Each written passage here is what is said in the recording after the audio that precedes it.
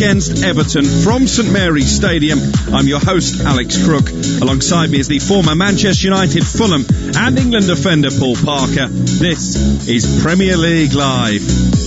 And a year to the day since suffering a humiliating 9-0 defeat at the hands of Leicester, Southampton face a rampant and buoyant Everton side looking to underline their place at the top of the table. The Toffees need a victory to set a new record for their best start to a season since 1969. They've won 7 of their last 8 matches in all competitions. Southampton's form since that pummeling by Leicester has been good as well. They're 8th in the table since Leicester came here and put 9 into the back of their net, so they will be confident as well. It's the start of another big Sunday on Premier League Live. Wolves against Newcastle and Arsenal against Leicester to come. But let's start with the team news from the sunny South Coast. Just the one alteration for Southampton.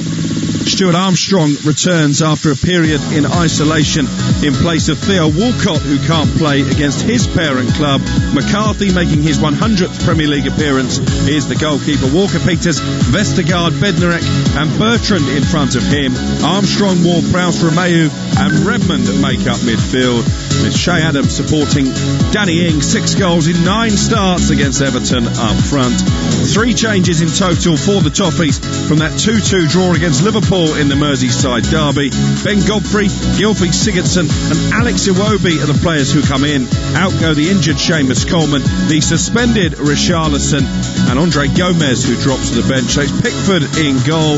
A full debut for Godfrey at right back. Mina, Keane and Digne make up that back line. Doucoure, Allan and Sigurdsson in a 3-man midfield, with James Rodriguez, who is fit, and Alex Iwobi either side of Dominic Calvert-Lewin. 11 goals in 9 starts this season for club and country up front. Paul Parker has been dissecting those lineups. Southampton against Everton wouldn't necessarily at the start of the season be one of those fixtures that you earmarked as being a potential firecracker, but in Danny Ings and Dominic Calvert-Lewin we have 2 of the in-form English strikers. I'm expecting goals, Paul.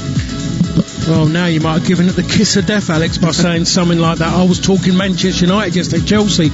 I'd turn around and say it's got to be 3-2 to somebody, because there's always going to be goals, and there wasn't. This game now, you would say so, given how Everton has started, and we can, like you just mentioned, those 2 strikers in such good form. I think we have to look at Everton as a whole, as a team. Everyone wants to see them at the moment. They're top of the league by the fact of them being the better team so far. Signing James Rodriguez, everyone wants to have a look at him as well. Allan in the centre as well has made a difference, has taken away the pressure on the 2 centre halves, because they've had problems at centre half. They've always been conceding a lot of goals, so he's made a difference there.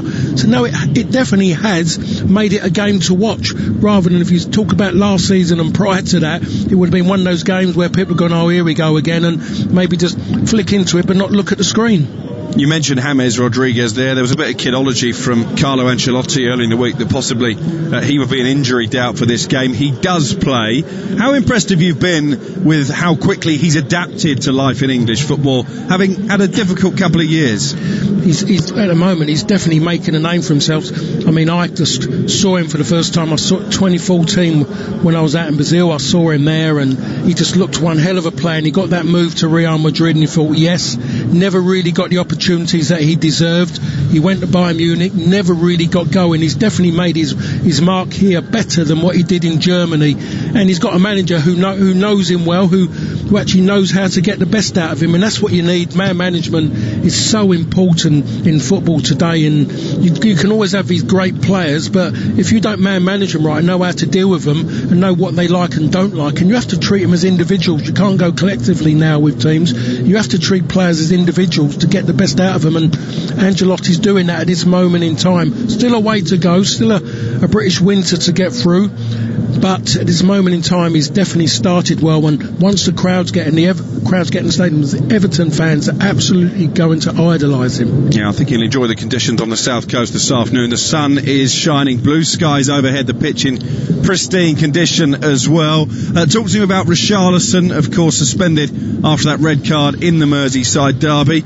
Alex Iwobi gets the nod to replace him this afternoon. Hasn't exactly gone according to plan for Iwobi since his move from Arsenal. No, it hasn't really. He has struggled. He's had opportunities. He hasn't taken them. He's come to Everton to play regular football. That's what I presume. And when he's had his opportunities, he hasn't grabbed anything at all at this moment in time.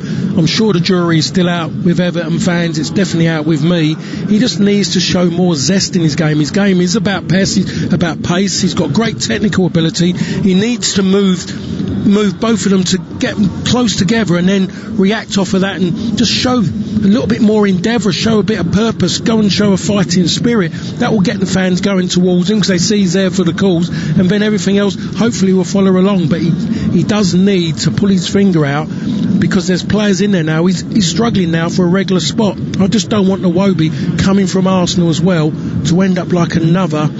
I have to come out and say it is the man who's gone to Southampton looking to rebuild himself. Yes, Theo Walcott not part of the Southampton squad this afternoon because he is on loan. No doubt he'll be watching on from the stands here at St Mary's. I mentioned already we've got Wolves against Newcastle, Arsenal at home to Leicester, still to come between now and the end of this afternoon into the evening. And when we come back, we will be looking at the best of the weekend so far. You're listening to Premier League Live. Talk Sport. Impress Lost Tribes people of the Andes by demonstrating the new updated TalkSport app. Listen live, listen again, and listen good, Buster. Download the app at talksport.com now. The Sports Bar, weeknights from 10 on TalkSport. Hello, I'm Andy Goldstein, and of course you can hear me on the Sports Bar with Jason Cundy. We'll be taking all your calls, text, tweets and emails on all the big talking points from the weekend's football. And remember, we bring you the very first look at the next day's back page headlines every single night. The Sports Bar, weeknights from 10 on TalkSport. TalkSport. Catch up and listen up without having to cough up. It's free. Go to talksport.com and download the app today. Or don't. Your choice entirely. Hello, Jim White here. Now, if you're wondering about all the background hullabaloo, I'm helping out as lifeguard at the brand new TalkSport swimming pool. Goff! No running there, boy! But never mind that. Join me tomorrow morning from 10 when I'll be up to my neck in the warm, chlorinated waters of the day's biggest sports stories. Come plunge with me, Jim White, straight in at the deep end of the action. Weekday mornings from 10 on TalkSport. Driving home with Darren Goff and Durham, a sporting legend and an angry sports journalist who'll pick a fight with anyone. Just really winds me up. Absolutely unbelievable. To say I'm angry is an understatement. Adrian Durham, what an absolute clown. Dynamic, double-strength drive-time radio. Shall I stay? I don't like listening to him. I'll turn off. Do you want me to stay? Adrian Durham and Darren Goff. He's an idiot. Right, who hands up? Who wants me to stay? Drive-time radio. I don't have to. Weekdays from 4, only on TalkSport. Paul Hawksbee and Andy Jacobs on Sport. TalkSport. It's the double O duo on the radio show that's like a collapsible bridge over a shark-infested pool of big names, sporting headlines, and topical debate. Join Paul Alligator Hopscotch Hawksbee and Andy Oddjob Jacobs, flying the plane of sporting entertainment out of the horse's bum of conventional radio. Have we got pussy galore on the show, Andy? No, Paul, but we've got Todd Macklin's American Sports Roundup. Will that do? Not really, Andy, no. Hawksbee and Jacobs, shaken but not stirred. Weekday afternoons from 1 on TalkSport. TalkSport. Confuse bookmakers, impress football agents and entertain the kids with the improved TalkSport app. Totally fun, totally free, totally football. Download it now from talksport.com. Hey, kids, take my mobile and go over there and play or something. Don't press the button that says Tinder. TalkSport. Welcome back to the St Mary's Stadium, where the two sets of players are just going through their final pre-match preparation. It is Southampton against table-topping Everton to kick off a busy Sunday afternoon. But of course, there's already been plenty of drama up and down the country with Premier League Live. Cross by Kufal towards Antonio. What a goal! It's an overhead kick from Miguel Antonio, volleyed spectacularly and acrobatically into the net, and rather against the run of play. Here's Riyad Mahrez for Manchester City, who puts on the afterburners, finds Foden, who scores. Super sub gets the goal. We found the spaces in the first half, in the second one, but unfortunately it's difficult. Of course, defense so deep, 10 players, it's not easy to find it. They start with 4 in the back, but after we play with 5, and it's not easy. It was not easy, but we had enough chances in the second half to score. Unfortunately, we could not do it. We're struggling, we can say so. No preparation and a lot of games, not much recovery, and we know it's tough, but I think the way we started, we were really well, and the chances that we had, we were there. But it's going to be 2-0 when he does, and Wilfried Zaha guides it in. It's another goal for Zaha, who could well have hurt himself in the process. He's collided with the post as he slid in bravely for a 5th of the season. Fernandes takes it, shot by Rashford, saved by Mendy. Brilliant save by Edouard Mendy to his left. Been a bystander for virtually 90 minutes, but that's a really smart stop that may have got his team a point. Unable take on George Baldock. Can he get the cross in? He can. It's a great ball in, and this time Liverpool do score, and it's Jota with a lovely little header into the corner, and Liverpool do lead, and I don't think VAR are going to intervene on this one. It's really tough. 3 days after Ajax, going out there again. Diogo was slightly fresher. I liked his game, and so when you see what a threat he is, he's a threat on the ground, in the air, can keep the ball, has the speed, all that stuff, and that's after, you know how long players usually need to fit somehow in our team, so that he's already that close says a lot about his quality. So that was how the weekend so far sounded on Premier League Live. We kicked off on Friday night when Patrick Bamford scored a Premier League hat-trick, the first of his career, as Leeds won 3-0 away at in-form Aston Villa. West Ham continuing their good recent run of results. They held Manchester City to a 1-1 draw. A fantastic bicycle kick from Mikel Antonio, the highlight of that one. Fulham beaten again 2-1 at home by Crystal Palace. Palace up to 6th in the table. Manchester United 0, Chelsea 0, the damp squib of the weekend so far. And Liverpool coming from behind, they beat Sheffield United by 2-1. Plenty of VAR incident in that one. Paul, first of all, let's hear from Frank Lampard, because the big talking point of that game at Old Trafford was the Harry Maguire grappling in the penalty area, somehow missed by the on-field officials, missed by VAR as well, leaving Frank Lampard more than a little confused.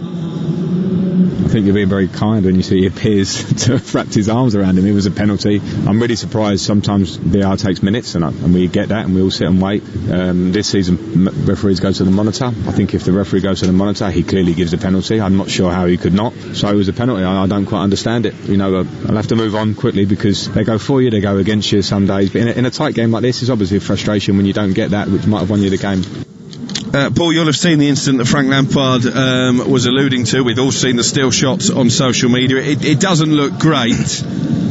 I actually called it the moment it happened. I called it. I saw it happening. I saw Maguire start that way, and in a certain way, it's very lazy defending on his part. He didn't want to work hard enough to get inside of Azpilicueta to do his job properly. I mean, there's people grabbing shirts and everything, but it was like he was trying to get him down to the floor, and then hoping that Azpilicueta was going to tap out.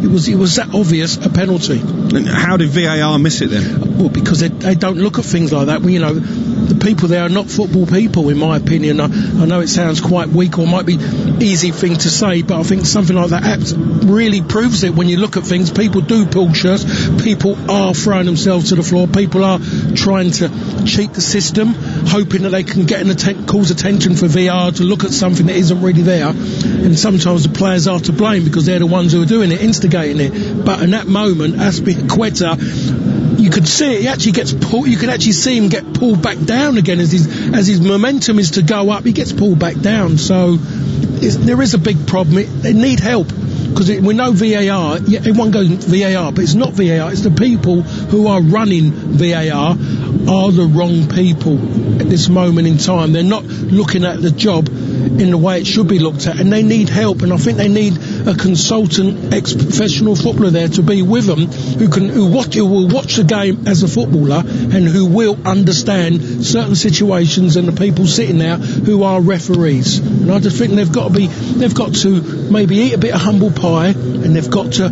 turn around and say, we need a bit of help, we might need to use ex-footballers, and then it might step forward. Would you fancy that job? Not really, because I don't want to be stuck in the broom cupboard with a load of referees on a Saturday or Sunday afternoon. It finished 0-0, of course. It was a game of few clear-cut chances, although Ole Gunnar Solskjaer, the Manchester United manager, believed his side were better, and credited Chelsea's new goalkeeper Mendy for keeping the Londoners in the game.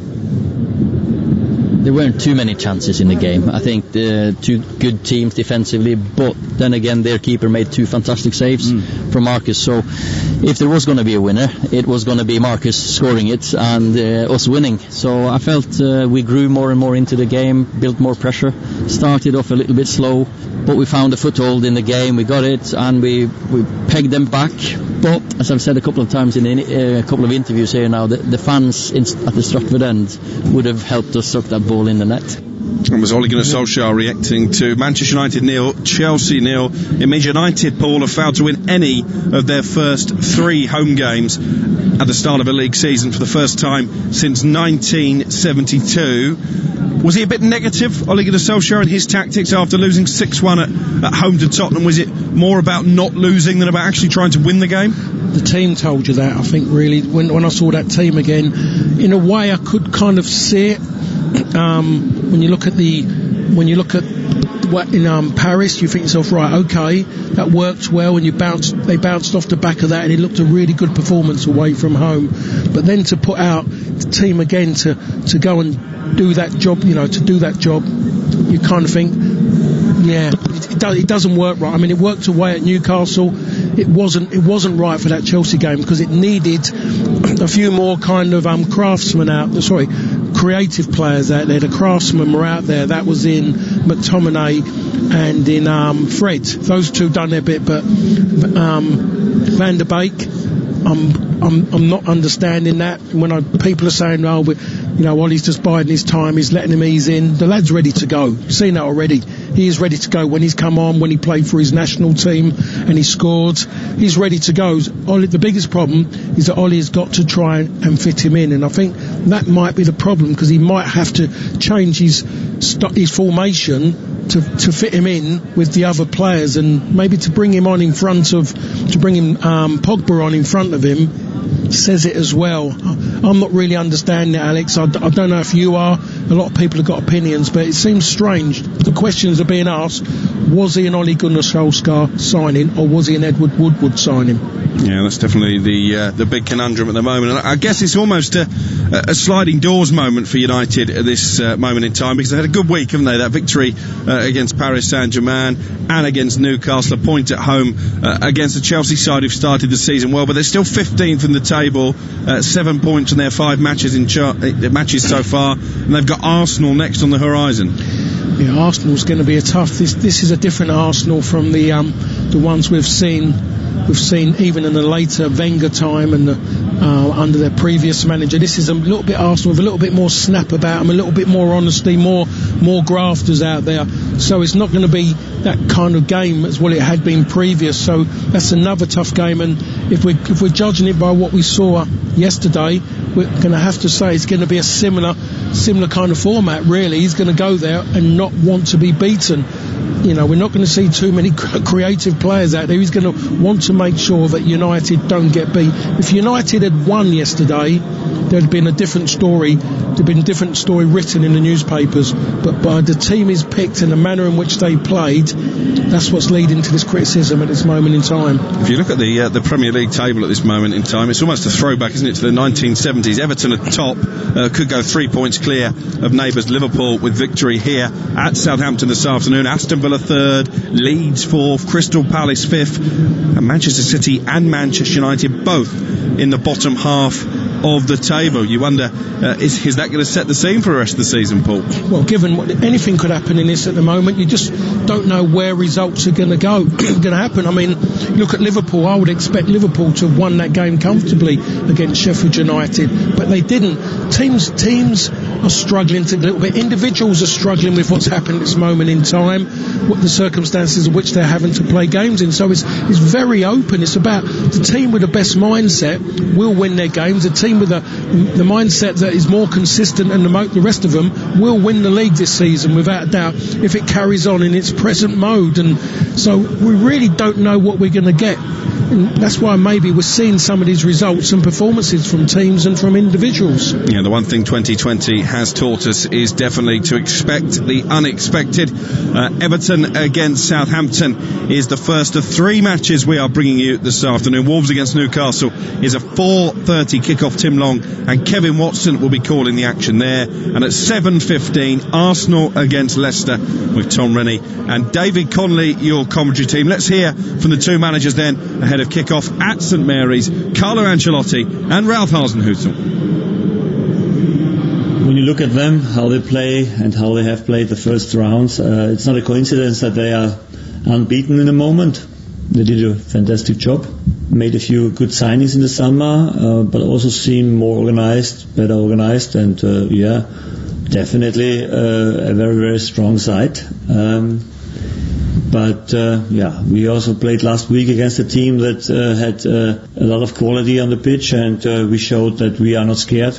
We know on a good day we have chances against every team in the Premier League, and this is the goal for the weekend. Show them, like in our last game against them, that we are also a strong side and not easy to play against, and this is the goal for the weekend. We are really sorry for the injury of Virgil van Dijk. I hope and everyone of us hope that he can recover soon and well. This contact with Jordan Pickford, that I think it was mistimed contact, but the fact that the Premier League is so fast is not so difficult to arrive a little bit later. After a difficult start, absolutely, was the reason that not existing pre-season. It was a tough start for us, but the good thing is the Premier League is a long run, not a 100-meter sprint, so it's a longer distance. You can adapt to what you need to do, and we still know that it's tough to win Premier League games, but we're coming more and more in the situation that we are competitive, and in the last 3 games we showed that we are, and this is the way we want to go. They did well against Chelsea. It's a team that plays with a lot of intensity. They press high, so it will be a difficult game, but we have time to think about this. We are already moving on. We are already with all our energy in the game of Sunday. That was Carlo Ancelotti and Ralph Hasenhüttl speaking ahead of Southampton against Everton kick-off. Not too far away now. Everton, Paul, they've been a strange team in recent years because they invested heavily in the transfer market, but it's only really this summer those signings have come to fruition. What is a realistic aim for Ancelotti this season as far as the Toffees are concerned?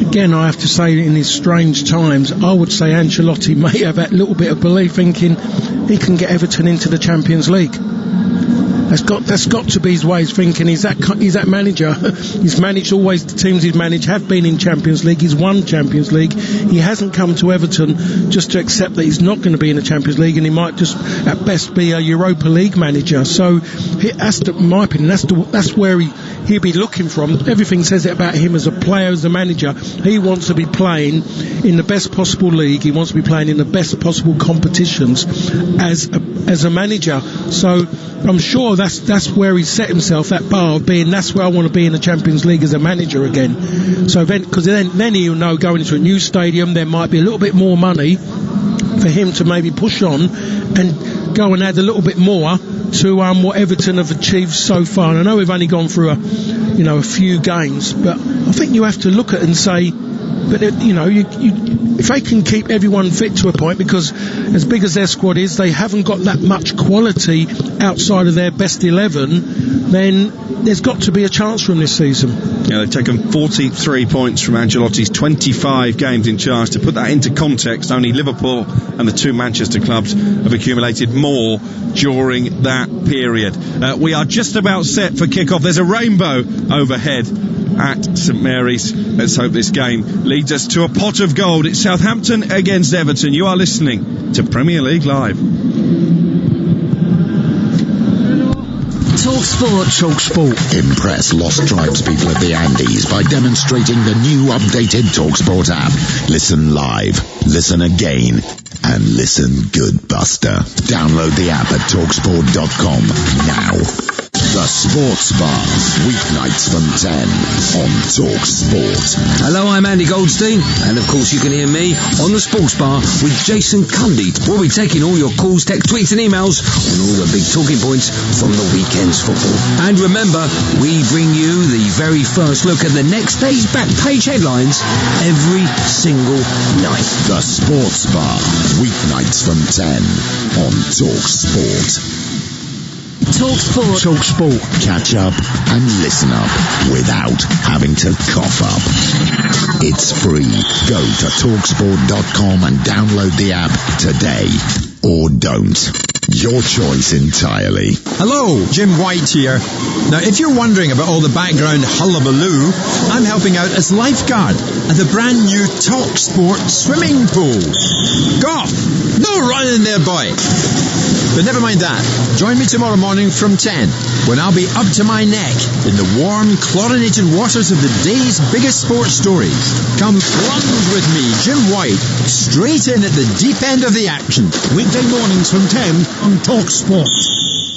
Driving home with Darren Goff and Durham, a sporting legend and an angry sports journalist who'll pick a fight with anyone. Just really winds me up. Absolutely unbelievable. To say I'm angry is an understatement. Adrian Durham, what an absolute clown. Dynamic, double strength drive time radio. Shall I stay? I don't like listening to him. I'll turn off. Do you want me to stay? Adrian Durham and Darren Goff. He's an idiot. Right, who hands up? Who wants me to stay? Drive time radio. I don't have to. Weekdays from 4 only on TalkSport. Paul Hawksbee and Andy Jacobs on Sport. TalkSport. It's the double-O duo on the radio show that's like a collapsible bridge over a shark-infested pool of big names, sporting headlines, and topical debate. Join Paul Alligator Hopscotch Hawksbee and Andy Oddjob Jacobs, flying the plane of sporting entertainment out of the horse's bum of conventional radio. Have we got pussy galore on the show, Andy? No, Paul, but we've got Todd Macklin's American Sports Roundup. Will that do? Not really, Andy, no. Hawksbee and Jacobs, shaken but not stirred.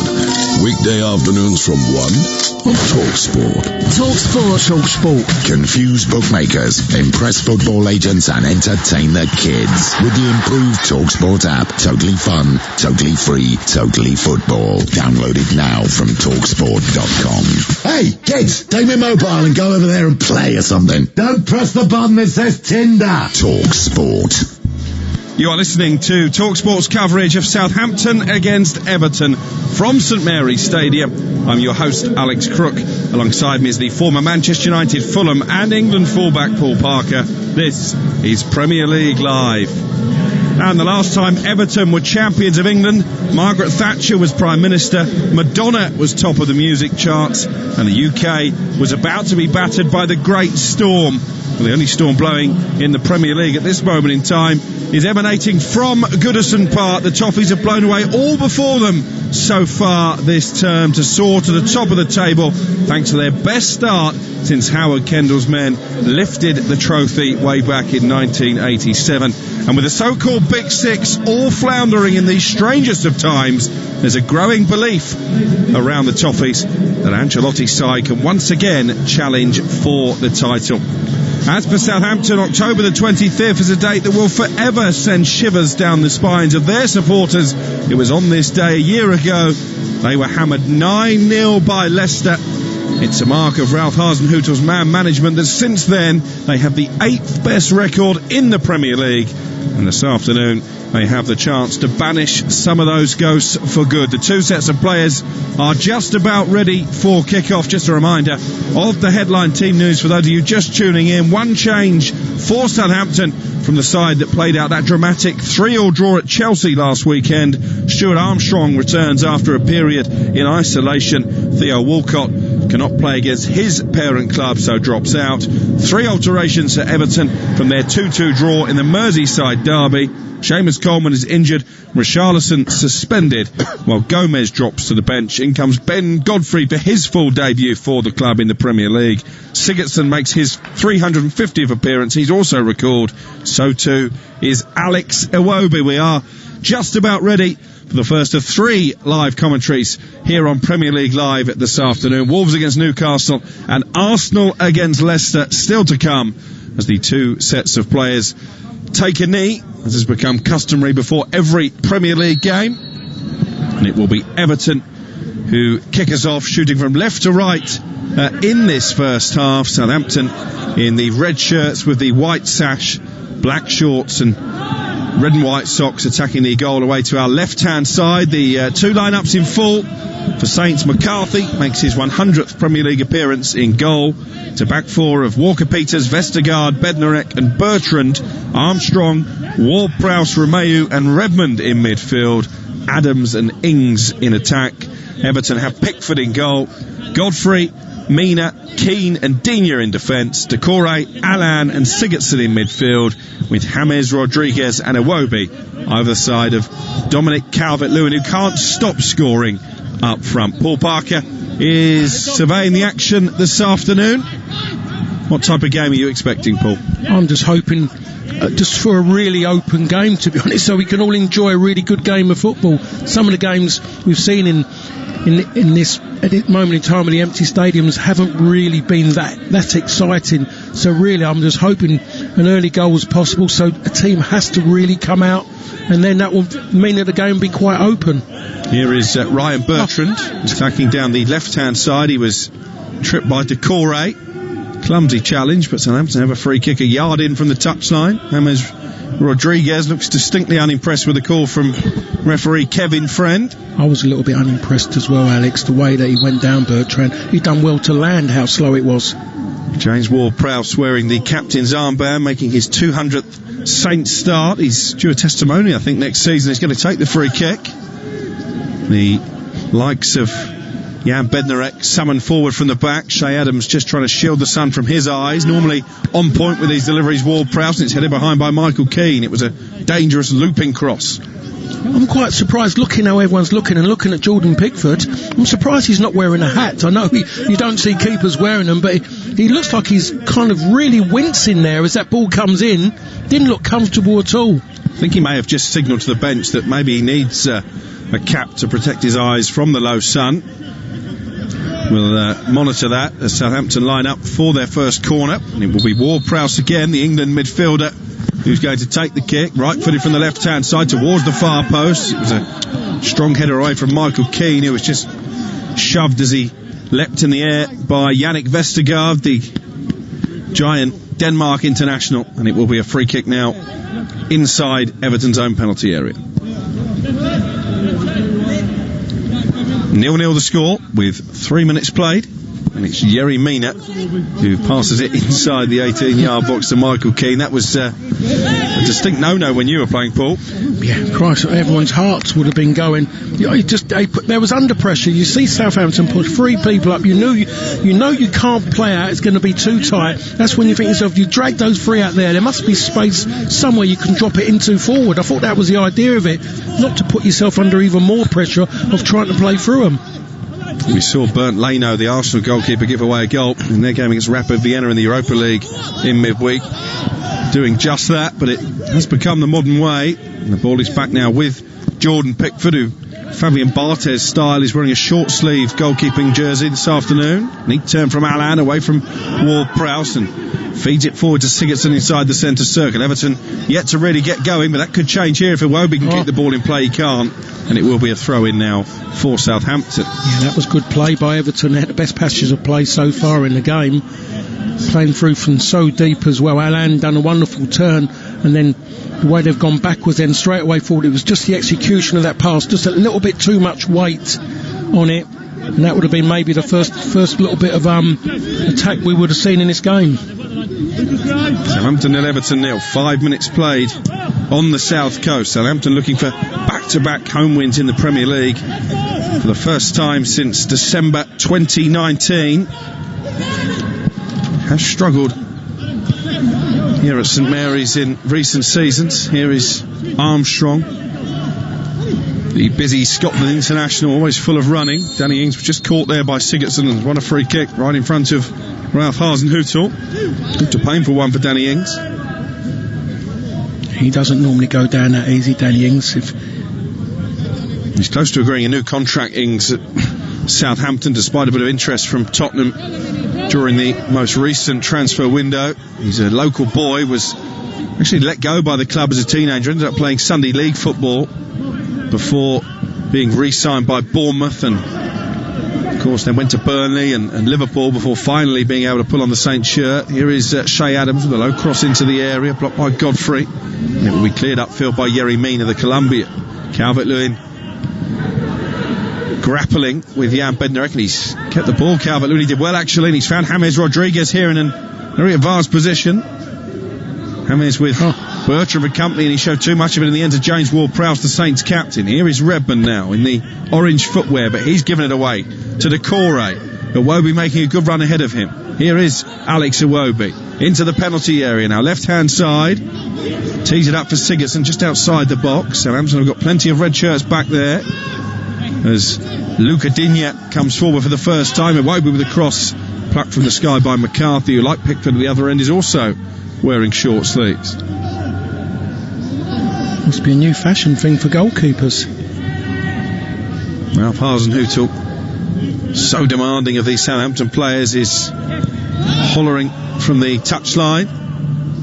You have to give him credit, and Southampton fans hate being reminded of it, but to bounce back as they have from that 9-0 defeat, not too many managers, Paul Parker, would have survived a result like that at home. It's very rare that he did survive. That won't happen again. A manager goes through that, I think himself, he might just fall on his sword rather than actually having to try and play his way through it, or be allowed to. He might even, if he was allowed to, he might just not want to do that. But they have done well. I'm quite sure he doesn't want to be reminded of it, but football doesn't allow that. It reminds you of everything, more things that aren't good rather than things that are really good. Here is Walker Peters, signed from Tottenham Hotspur this summer after a loan period at the end of last season. He's given it away to Iwobi though, a bit cheaply. Iwobi knocking it down the line, but he had to be Usain Bolt to get on the end of his own pass, and it's picked up now by McCarthy, all in yellow, away to our right hand side. We play 8 minutes, it remains goalless at St Mary's. Not been too many 0-0 draws in the Premier League so far this season, only 2 I think. One of those of course last night in that game at Old Trafford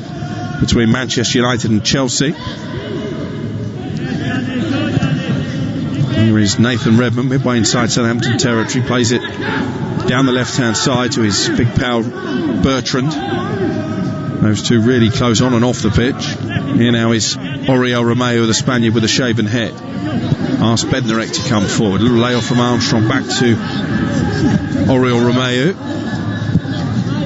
Good possession from Southampton, but not really in a position where they can hurt Everton. It's played out to the left hand side and Bertrand once more. Here is Nathan Redmond trying to play it through the legs of Godfrey. Godfrey alert to the danger. He's just going to play this back to the goalkeeper Pickford. It was a bit undercooked, and Pickford, under pressure from Danny Ings, just had to siphon it into the stands. Yeah, there's not a lot more he could do with that. It was the right thing to do for Pickford. Rather than trying to kick through it to get distance, he just needed to get it away from the goal as quick as possible, and that was to virtually go square on to where his body was, rather than trying to go forward with it. Well, 9 minutes on the clock. Still we await the first goal. It's going to be a throw in that Ryan Bertrand will take, almost level with the penalty spot. Gets it back from Danny Ings. He's going to cross into the area, but it's over the head of everyone in red, and Digne, under no real pressure, will clear it away on the volley. Good distance as well, and Calvert-Lewin on the chase, so yeah, Bednarek, the pole, comes across and heads it out of touch. Yeah, I just looked at that and I thought to myself, why is he just clearing his lines like that? So unlike him, but it was a really, really good ball in a good area. Such a good outlet, isn't he? Digne down that left-hand side. Someone that Southampton are going to have to monitor this afternoon. Much like this man on the ball, James Rodriguez. He's rolled it into the feet of Godfrey, who comes forward down the right.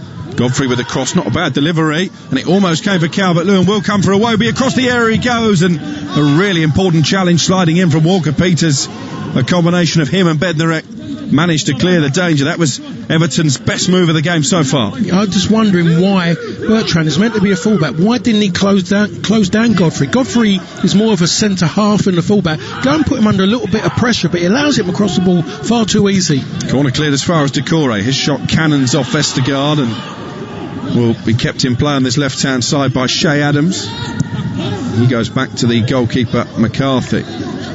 Alex McCarthy, who's played every Premier League game since that 9-0 defeat against Leicester. In fact, Angus Gunn, who was the man in goal that day, joined Stoke City on loan on the final day of the EFL deadline. 7 of this 11 for Southampton did start that night, though, against Leicester City. Another illustration of how well Ralph Hasenhüttl has done to rebuild confidence and get them climbing the table. Only 7 teams have picked up more points since that night than the team from Hampshire. Here is Nathan Redmond trying to tee up Bertrand, but it's won back by Doucoure, and now Allan, such a vital component in the Everton ranks now, the summer signing from Napoli. Played it out to Alex Iwobi, challenged by Ings. Iwobi wins it back and then finds Michael Keane just inside the Everton half.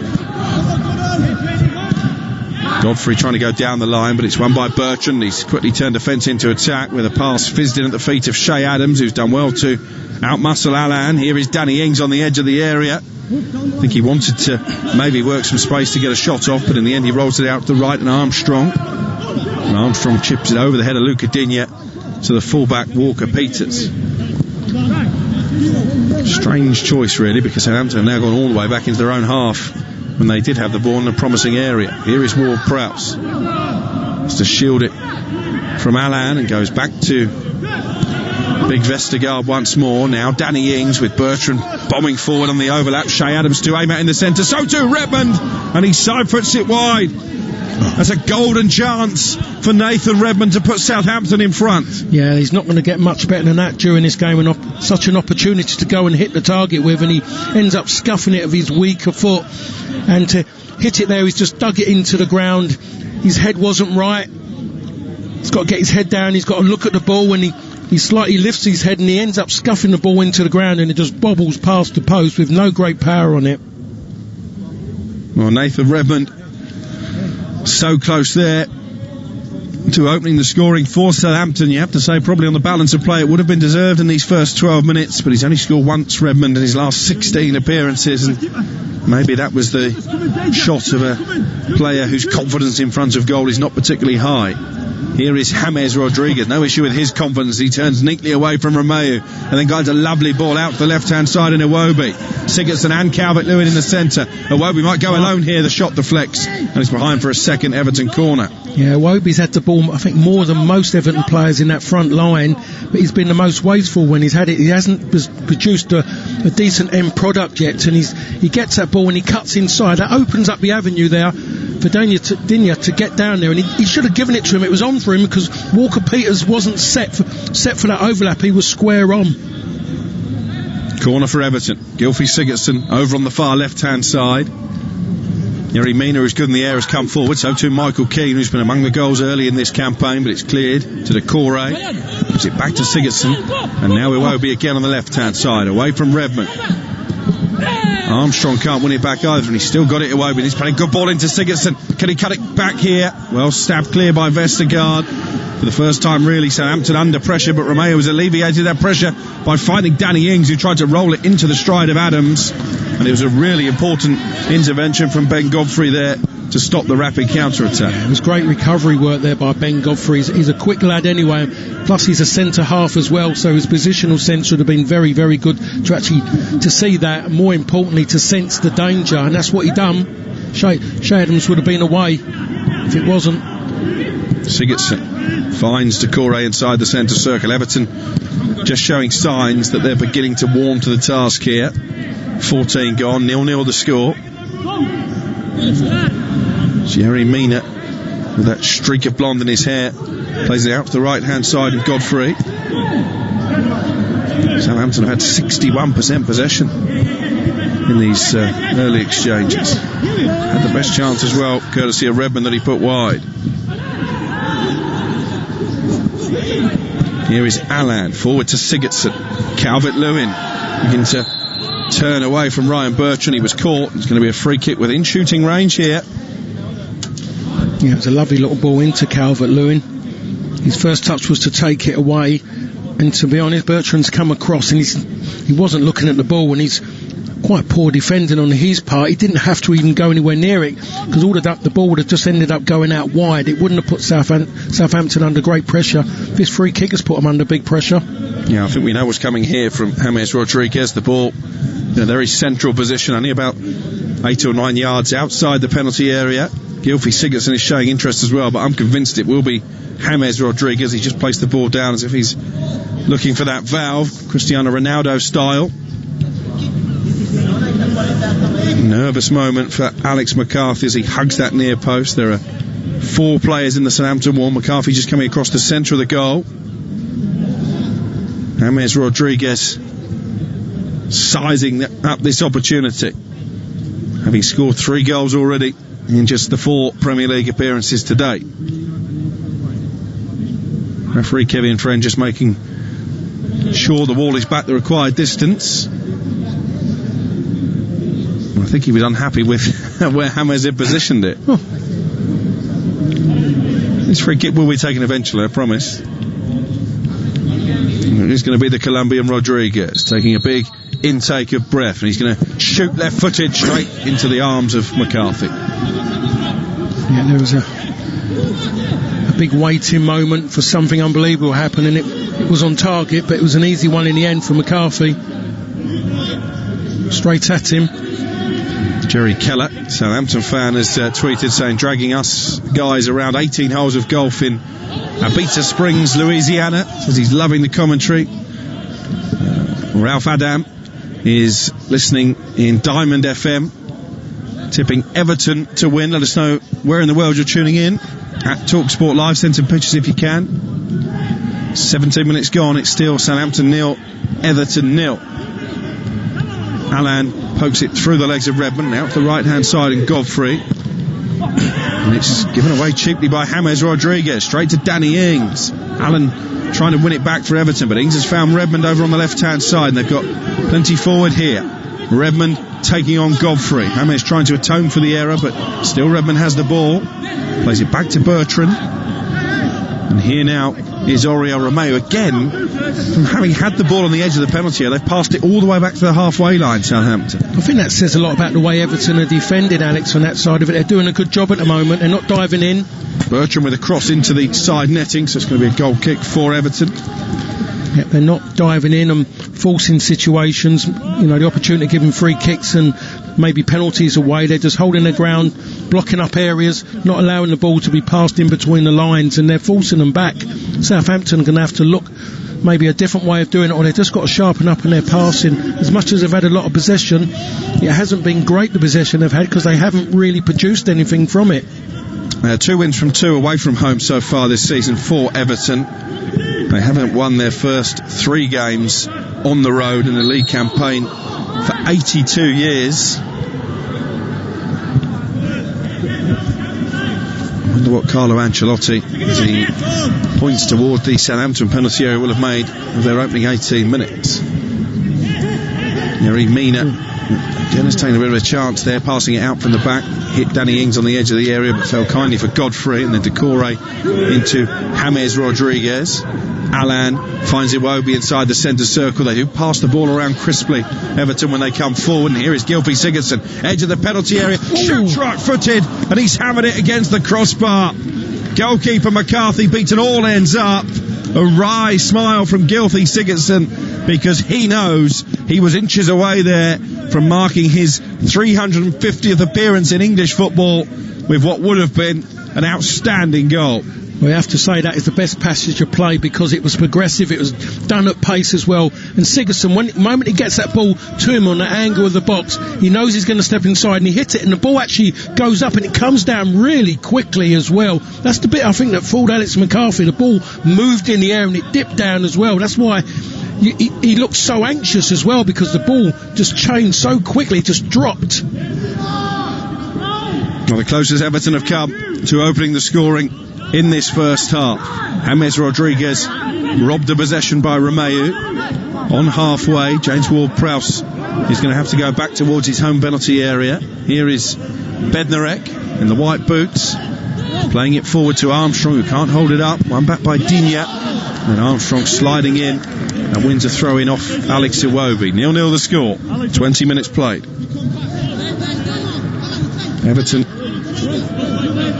have lost only 5 of the last 21 Premier League meetings between these two, having not seen too much of the ball early on, starting now to ask some questions. Iwobi trying to attack down the left-hand side. It's swept clear by Bednarek. Kyle Walker-Peters controls it on the chest, right on the touchline, down the Southampton right. It's switched now to this left-hand side where Bertrand will come motoring forward. He's got loads of space as well to run into. Allan eventually comes across to meet him. Bertrand plays it infield to Redmond. Here is Oriol Romeu now for Southampton. Ward-Prowse. Back they go out to the right, and Walker-Peters. Everton have got plenty back behind the ball now. They've been given the opportunity to regroup, and it's cleared away and collected now by Jan Bednarek inside the Saints half, away to our right. Here is Vestergaard, all 6'5" of it, plays it back to McCarthy, the goalkeeper. Bednarek forward to Oriol Romeu, but still inside Southampton territory. Ward-Prowse now asked to come forward over halfway. He's got Walker-Peters to his right. Walker-Peters just tapping it into the path of Romeu. Danny Ings trying to turn away from Allan. Shay Adams has carried the ball into the penalty area, getting forced out to the right hand side, and Walker-Peters really well organised here, Everton, when they aren't in possession, making it very difficult for Southampton to find too much space in the final third. Making it very, very difficult. It's just seen then they get almost to the edge of the box, and then Everton turn them around and force them back to the halfway line. Here is Stuart Armstrong. Gets through plenty of miles in that Southampton midfield. He put it 1-2 there off Doucoure, but works out well. Bertrand crosses low into the area. Armstrong had a swipe at it, but kicked thin air. Here's Walker-Peters with a low ball drilled in, cleared away by Keane. Everton coming under pressure.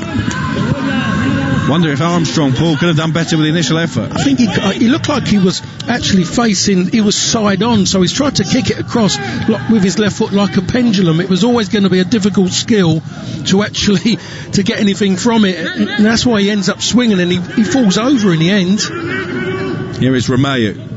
Spotted the run of Kyle Walker-Peters, but just delayed the pass, so in the end goes short for James Ward-Prowse. Academy product. Ward-Prowse forward to Walker-Peters, now Armstrong. Here is Romeu again. Sees Redmond in space in the area, finds him as well. Redmond with his left-footed effort. I think he actually bounced off his standing foot and scoops wide and behind for a goal kick. Yeah, I mean, again, I have to say that's good defending. Just with on that point, just where Redmond's gone into, and he couldn't do anything with it because he's not a left footer. He just couldn't adjust his feet quick enough to actually try and get his foot around it, so he ends up kicking it in a straight line, which must have been about a good 6 foot wide of the near post. Southampton 0, Everton 0. DJ Keith has tweeted a picture of him looking fishing in Florida Keys, hoping for an Arsenal victory later. In the meantime, he says, let's go Saints. He's catching snapper. It's a very sunny afternoon over there in the USA. Still decent conditions on the south coast, in contrast to what we witnessed up and down the country yesterday and this morning. Just thinking of that game at Old Trafford, absolutely poured down, didn't it, for the entire 90 minutes. I think maybe that contributed to the fact it wasn't a great spectacle. Or maybe I'm being too kind on the players, Paul. It's to say it was Manchester, and this Manchester and rain just seems to go so well together. Here is Yannick Vestergaard in the blue boots inside his own half of the field. 0-0 the score between two sides who've started the campaign in reasonable form. No, Southampton have already conceded 9 goals. That's their worst defensive record at this stage of the campaign in 8 years. Here is Walker-Peters being forced back towards his own goal, and Iwobi in the end loses patience and just plays it out for a Southampton throw. Carlo Ancelotti chewing furiously, arms folded, staring on like a suspicious school teacher. One of the most decorated coaches in Europe, and clearly has already made his imprint on this Everton side. They were in dire straits, weren't they, when he took over last season? Produced Champions League form under the wily Italian.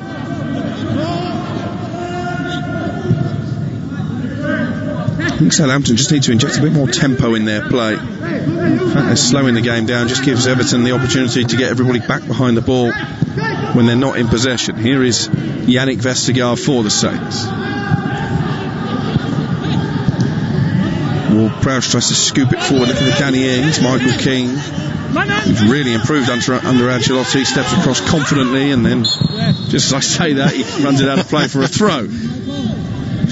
You just seen then he went to go back the goalkeeper. He felt that weren't right, so he turns away, and he wasn't comfortable to go on his left side, so he flips back again. Sometimes when you're there, you just got to make sure you just get enough height in it. Don't concern yourself with distance. It's about the height. That gives you time then to adjust individually and collectively as a defence. And he could have put his team under pressure, but Southampton decided to go backwards. Here's Ryan Bertrand coming forward down the left-hand side, crosses into the area, headed away by Allan. Romeu with a shot deflected, and that's a really good save from Jordan Pickford, because it fizzed through a crowded penalty area, and Pickford flings himself down to the left post and managed to palm it clear. Romeu, who scored from a not dissimilar position against West Bromwich Albion in Southampton's last home game, may have been fancying a second in quick succession. It cannoned off Sigurdsson as well. Here's Ward-Prowse into the area, and Southampton do take the lead. James Ward-Prowse, on his 200th start for the club, has rifled right-footed beyond his England teammate Jordan Pickford, and seconds after Pickford makes a really good save to deny Romeu, he is picking the ball out the back of the net. Southampton 1, Everton 0. And it was awful defending really by Everton. They've allowed Ward-Prowse to actually wander up and collect the throw in. He plays it over an Everton player's head, and then he just ball goes into Ings, who plays a 1-2 with him, and then he just shoots across the front of Jordan Pickford. It was far too easy really the way he broke through that back four. Pickford gets a slight touch, but that only helps it to go hit the side netting. Powerful finish from James Ward-Prowse, only his second goal in 34 appearances, brings out the golf club celebration, and Southampton, who have been the dominant force in these opening 28 minutes, have a goal to show for their efforts. 1-0 they lead. How will Everton react to falling behind? Here's Iwobi on the left-hand side.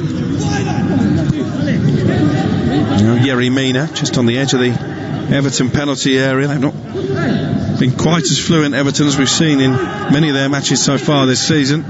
Of course, they did concede the first goal in that Merseyside derby and showed their powers of recovery at Goodison Park a week ago. Here's Sigurdsson forward to Iwobi. Iwobi looking at Dominic Calvert-Lewin in the area. Well read by Vestergaard and hooked away in the end by Ward-Prowse, the goal scorer.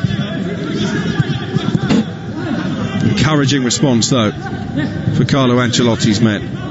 They just need to get Calvert-Lewin more in the game. Haven't seen a lot of him in the last 10 minutes or so. Hasn't been on the ball. Here's Sigurdsson trying to feed it forward for Calvert-Lewin. Again, it was well defended by Bednarek.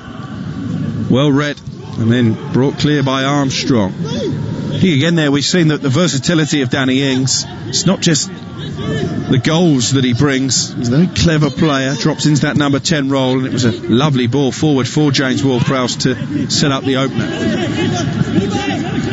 I have to say, Southampton have got a very, very, very workaholic front two. They don't stop working with and without the ball. Constant pest to the centre halves of Everton so far. He doesn't score many goals, that Shay Adams playing up there with Danny Ings, but they have formed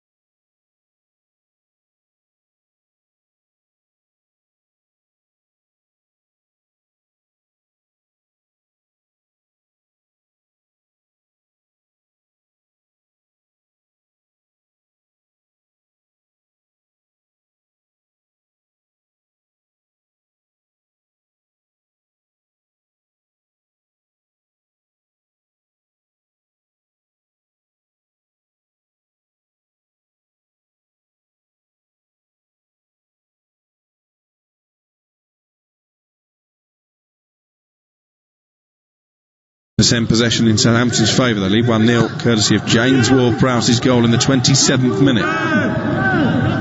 Good finish into the bottom corner after Everton have played their way into trouble. I think Ralph Hasenhüttl, the man they call the Klopp of the Alps, will be reasonably pleased, Paul, with the opening 31 minutes. Yeah, I think he will be. I mean, there was a little bit in control. Obviously, we saw that with the possession they had. Then they'd slightly lost their way and allowed Everton to become the team that is making things happen more, and obviously getting that goal. You know, they deserved it, and because of what they're putting to the game so far, it's all about what Everton can offer now. They've got to be a little bit brighter than what they're doing in the final thirds. Here now is James Ward-Prowse, deep inside Everton territory, away to our left. He's called Bertrand forward from left back, and Bertrand plays it out to the near touchline and Redmond. Danny Ings just loitering on the edge of the penalty area. Adams has made a good run to the edge of the 6-yard box. He stood up across Redmond and it went right the way across the goal line. Yeah, it wasn't a great cross. In fact, I think he thought it was going to go out of play. I think everyone did. Digne clears it away, but at the moment Dominic Calvert-Lewin chasing lost causes. It's back with Ward-Prowse just on the edge of the centre circle. 1-0 they lead, Southampton. Ward-Prowse on the ball now. He goes back to Bednarek. Alex McCarthy, apart from that effort against the crossbar from Sigurdsson, has had a relatively comfortable afternoon. He's sprayed the ball out to the left-hand side and Bertrand. Here is Romeu. Bertrand with a no-look pass back to Vestergaard. Now, building up a head of steam again here, Southampton. Redmond forward to Che Adams. First touch was heavy, but he still kept the ball. He dragged Michael Keane out to his left-hand side. So a bit of space in the centre for Armstrong. Now James Ward-Prowse, who just scoops it over the top for Redmond. Neat control on the chest by Redmond. He's down now by the left corner flag, up against Godfrey. Redmond with a right-footed cross, cleared by Allan, but only as far as Armstrong.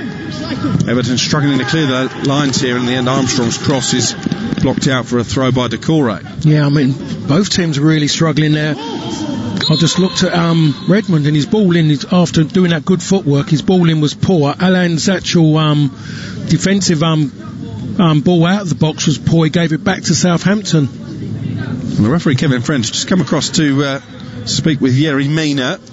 Not exactly sure what that's all about. Mina looks as confused as anybody, and Southampton now will take the throw with just over 11 minutes of the half remaining. 1-0 Southampton in front here. It's going to be Ryan Bertrand to take the throw down by the corner flag. Gets it back from Redmond, and here's Romeu. Finds Bertrand still on the touchline. He scoops it again over the top, and it's volleyed away by Godfrey.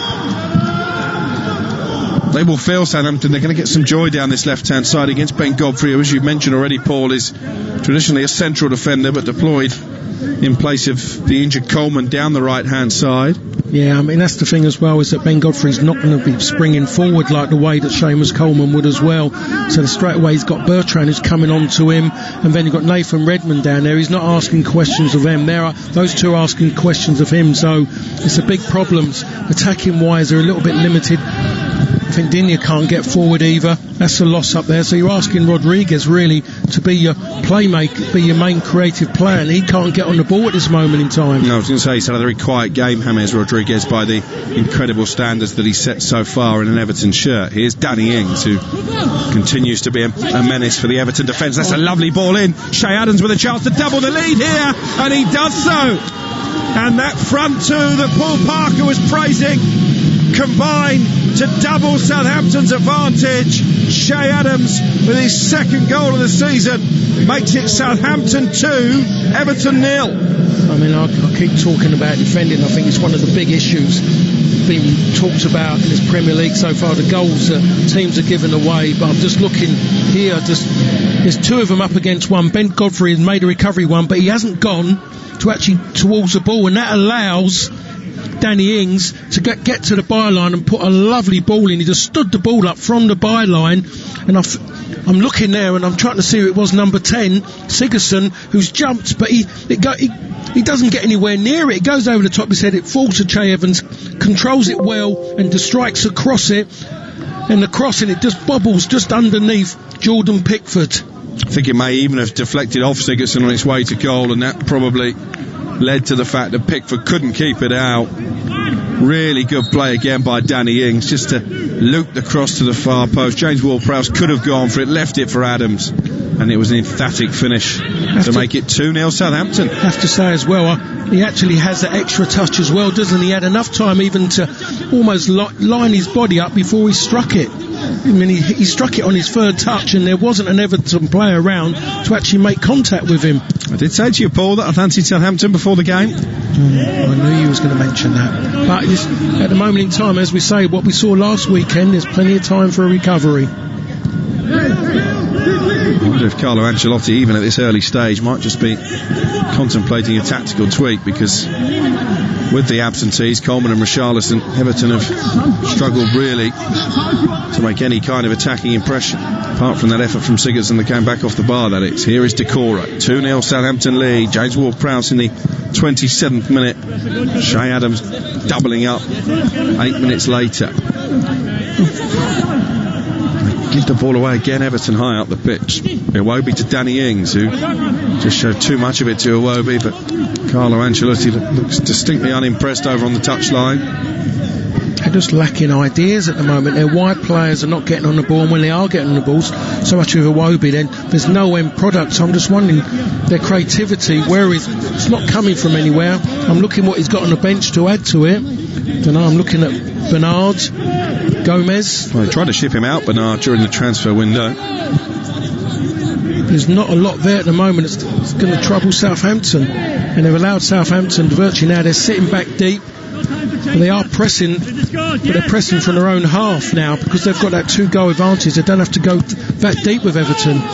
You may have just picked up the Austrian tones there of Ralph Hasenhuttl, will say no time to change, this is good. Pretty impressed with what he's seen from Southampton in the first 38 minutes on this 1-year anniversary of the 9-0 defeat they suffered at home by Leicester. At the moment, it just shows how far they've come in those 12 months since the debacle.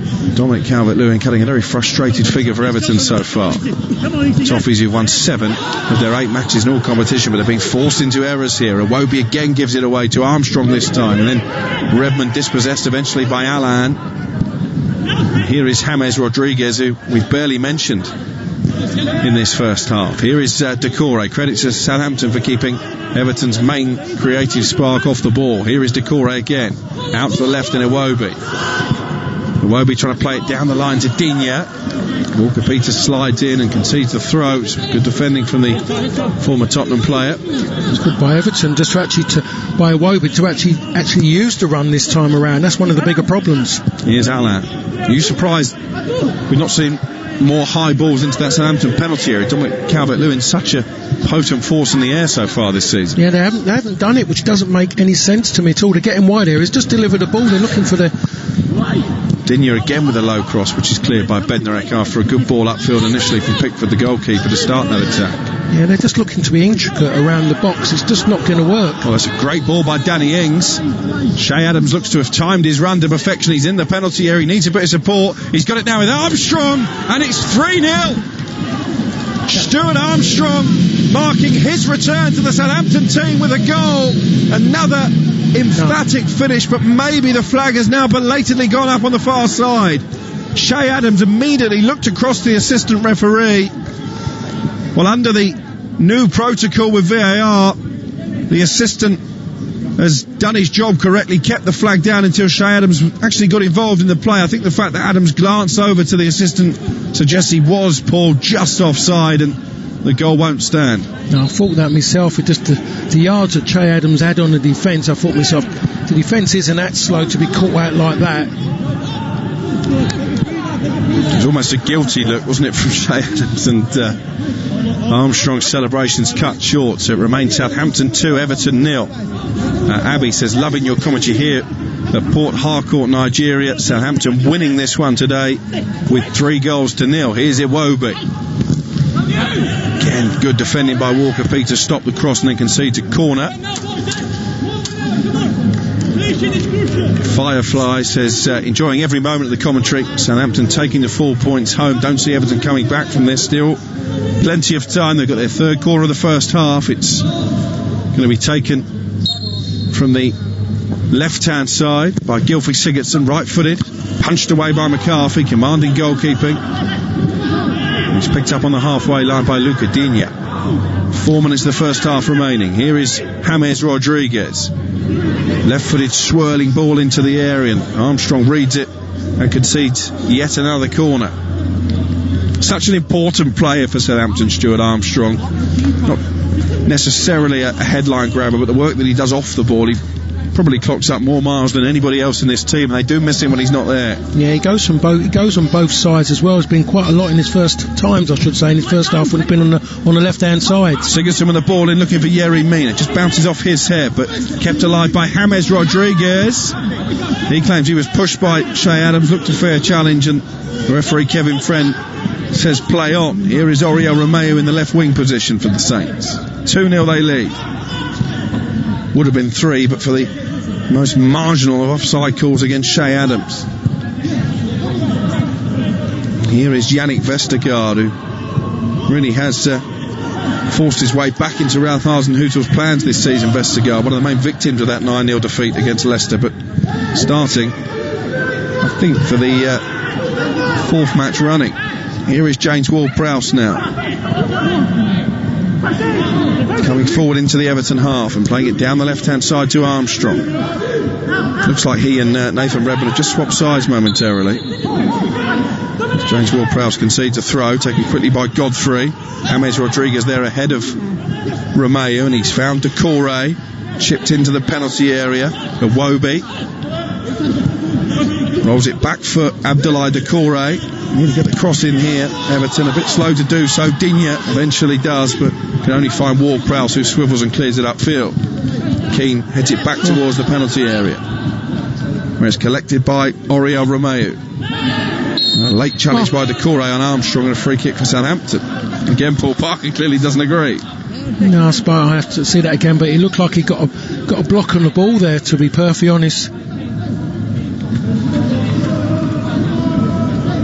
Just watching a replay of the incident where Shea Adams maybe did just give James Rodriguez a bit of a shove, Paul. Possible penalty appeal. Yeah, but as the old saying goes, if that's outside the box, I think there's every chance the referee would have given that a foul. And a free kick here for Southampton, taken by their goalkeeper McCarthy. Gets plenty of purchase on it, and it's Luca Digne out jumping Adams and heading it forward to Iwobi. Iwobi turning away from Walker Peters. He was caught, and it's a free kick that Redmond will try and delay Sigurdsson taking. Can Everton get themselves back in the game before half time? We've got 90 seconds of the opening 45 remaining here. James Rodriguez on the ball, 2 yards inside Everton territory. Allan finding Michael Keane. Keane forward down the left hand side to Digne, and this is Allan. Yes, together. Yes, from all sides. Ralph Hasenhüttl still urging his team forward. Very vocal down on the touchline. They've got it back with Adams into the centre circle, but he's dispossessed by Doucoure. Gylfi Sigurdsson is again going to try and go direct and release Calvert-Lewin, but once again Bednarek equal to the task. It wasn't a great ball. The work rate of these Southampton players in this first half has been a joy to behold, and here's Danny Ings again trying to play it through for Adams. Yerry Mina just cushions it back to Pickford. Yet another game where Jordan Pickford has failed to keep a clean sheet, just 1 in 8 appearances now this season for him. Here is James Rodriguez inside the centre circle. That's a good ball out to Iwobi. Miscontrols it. It's had a bit of a stinker, Iwobi, in all honesty. He certainly has. He chose the wrong platform to take that ball on. He's tried to do it like off his chest when he didn't have to go and do it off his chest. He just had to adjust his body a little bit better than what it was, because it was a wonderful ball out. He dug it up. He should never have been allowed to get the ball there, but he did, Rodriguez. Well, a big team talk to come for Carlo Ancelotti. His side have had things mostly their own way over the course of the season so far, but Certainly not been the case this afternoon. We're into one added minute at the end of the first half. Southampton 2 goals to good. For those of you just joining us, and they've been good value for that 2-0 lead. Here's Alex Iwobi, infield for Allan. Allan away from Ings. And then manages to smuggle it back for Doucoure.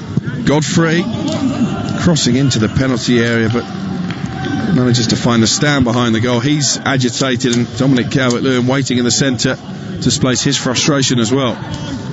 That really, Paul, sums up Everton's first half efforts. Yeah, it's been poor. The end product has been really poor. There hasn't been enough in the final third of, making any opportunities, but when they've been in wide areas, if they haven't crossed it, you think yourself, with someone like Calvert-Lewin in there, that's criminal, and when they have crossed it, it's been awful. The delivery has been really poor from Everton. Well, the one added minute is over. All eyes now on the referee. And there goes the half-time whistle.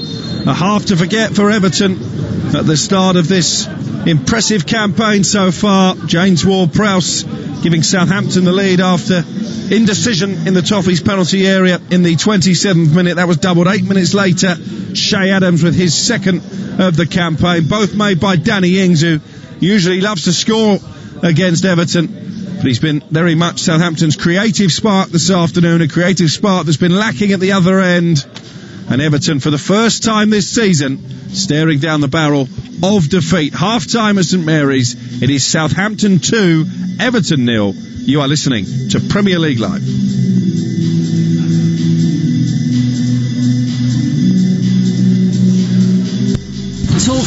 Talk Sport. Impress lost tribespeople of the Andes by demonstrating the new updated TalkSport app. Listen live, listen again, and listen good, Buster. Download the app at talksport.com now. The Sports Bar, weeknights from 10 on TalkSport. Hello, I'm Andy Goldstein, and of course you can hear me on the Sports Bar with Jason Cundy. We'll be taking all your calls, text, tweets and emails on all the big talking points from the weekend's football. And remember, we bring you the very first look at the next day's back page headlines every single night. The Sports Bar, weeknights from 10 on TalkSport. TalkSport. Catch up and listen up without having to cough up. It's free. Go to talksport.com and download the app today. Or don't. Your choice entirely. Hello, Jim White here. Now, if you're wondering about all the background hullabaloo, I'm helping out as lifeguard at the brand new TalkSport swimming pool. Goff! No running there, boy! But never mind that. Join me tomorrow morning from 10, when I'll be up to my neck in the warm, chlorinated waters of the day's biggest sports stories. Come plunge with me, Jim White, straight in at the deep end of the action. Weekday mornings from 10 on TalkSport. Driving home with Darren Goff and Durham, a sporting legend and an angry sports journalist who'll pick a fight with anyone. Just really winds me up. Absolutely unbelievable. To say I'm angry is an understatement. Adrian Durham, what an absolute clown. Dynamic, double strength drive time radio. Shall I stay? I don't like listening to him. I'll turn off. Do you want me to stay? Adrian Durham and Darren Goff. He's an idiot. Right, hands up, who wants me to stay? Drive time radio. I don't have to. Weekdays from 4, only on TalkSport. Paul Hawksbee and Andy Jacobs on Sport. TalkSport. It's the double O duo on the radio show that's like a collapsible bridge over a shark-infested pool of big names, sporting headlines, and topical debate. Join Paul Alligator Hopscotch Hawksbee and Andy Oddjob Jacobs flying the plane of sporting entertainment out of the horse's bum of conventional radio. Have we got pussy galore on the show, Andy? No, Paul, but we've got Todd Macklin's American Sports Roundup. Will that do? Not really, Andy, no. Hawksbee and Jacobs, shaken but not stirred. Weekday afternoons from 1 on TalkSport. TalkSport. Confuse bookmakers, impress football agents and entertain the kids with the improved TalkSport app. Totally fun, totally free, totally football. Download it now from talksport.com. Hey, kids, take my mobile and go over there and play or something. Don't press the button that says Tinder. TalkSport. Welcome back to the St Mary's Stadium. Everton coming into the game as the Premier League leaders, but those title credentials have certainly been put to the test in a difficult first half on the South Coast.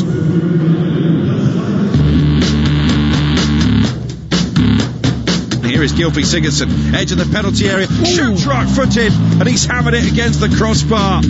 Goalkeeper McCarthy beaten all ends up. He hit it and the ball actually goes up and it comes down really quickly as well. That's the bit I think that fooled Alex McCarthy. The ball moved in the air and it dipped down as well. That's why he looked so anxious as well, because the ball just changed so quickly, it just dropped. Here's Ward-Prowse into the area and Southampton do take the lead. James Ward-Prowse on his 200th start for the club has rifled right-footed beyond his England teammate Jordan Pickford. It's awful defending really by Everton. They've allowed Ward-Prowse to actually wander up and collect the throw-in. He plays it over an Everton player's head, and then he just makes ball goes into Wings, who plays a 1-2 with him, and then he just shoots across the front of Jordan Pickford. It was far too easy really the way he broke through that back four. Pickford gets a slight touch, but that only helps it to go hit the side netting. Here's Danny Ings, who continues to be a menace for the Everton defence. That's a lovely ball in. Che Adams with a chance to double the lead here, and he does so. And that front two that Paul Parker was praising combine to double Southampton's advantage. Che Adams with his second goal of the season makes it Southampton 2, Everton 0. Yeah, and that scoreline certainly doesn't flatter Southampton. A really impressive first half from Ralph Hasenhüttl's men. That high press has put Everton under constant pressure. Danny Ings dropping deep to pull the strings from a number 10 role has also been one of the main reasons for Saints' success so far. Dominic Calvert-Lewin, James Rodriguez, two of the stars of the season in these early weeks. Paul Parker, pretty much anonymous.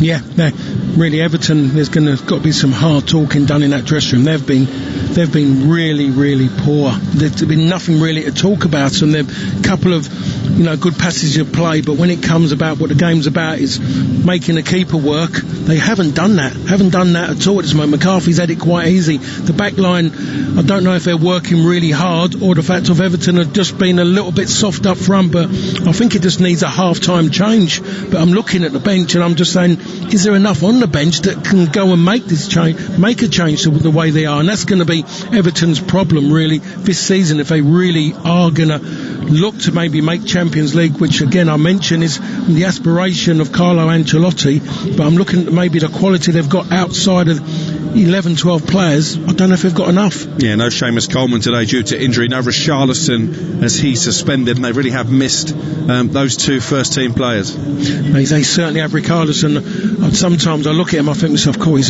I'm not sure about him, but when I'm looking at this performance here, the one thing that if things ain't going right, he would make sure, and any player around him, he would make their life difficult. The Southampton centre halves would be having a difficult time because he'd be moaning, he isn't going his way, he'd be making it difficult when they get on the ball. We'd be looking to opportunities to get close to him to maybe see if he can get free kicks. Not seeing anything at all at the moment. Calvert-Lewin has been very quiet.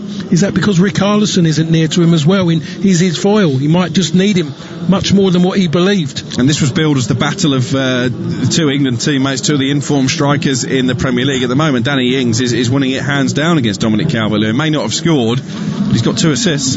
Yep, exactly right. And yes, goals are great, but when you do look at Danny Ings, you know his game is more about scoring goals. He is so unselfish. If he was more selfish, I just wonder how many goals he just might get. But when you look at someone like Danny Ings, I always assess him and judge him by the fact of there's every chance that he would always be close to winning Player of the Year, because he's the one person, if he's not playing, you seriously miss him in your team.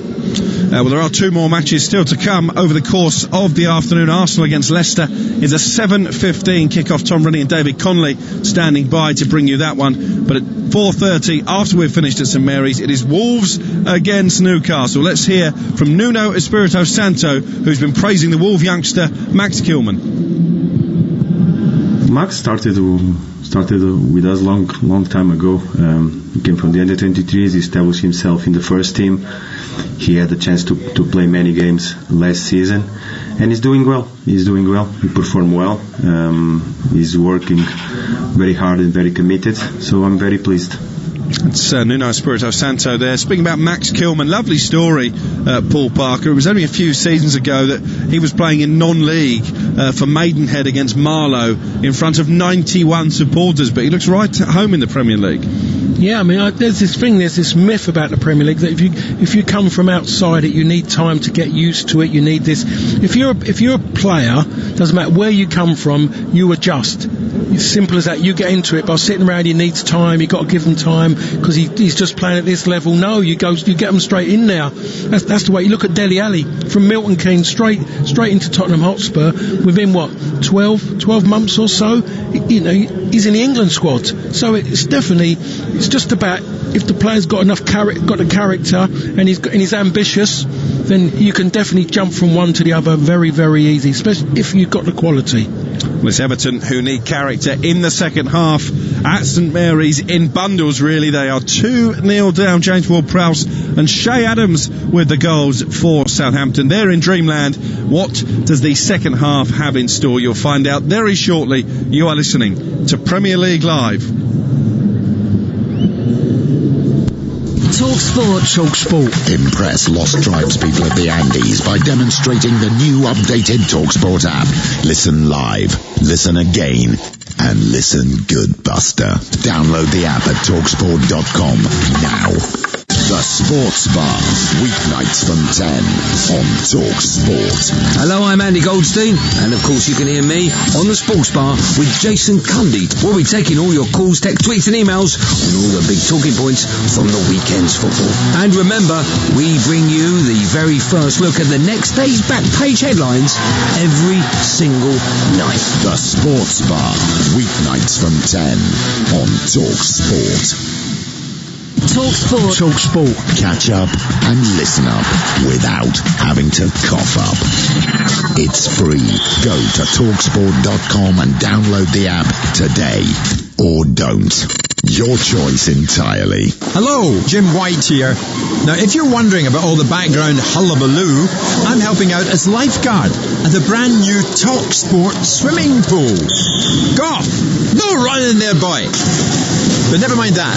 Join me tomorrow morning from 10 when I'll be up to my neck in the warm, chlorinated waters of the day's biggest sports stories.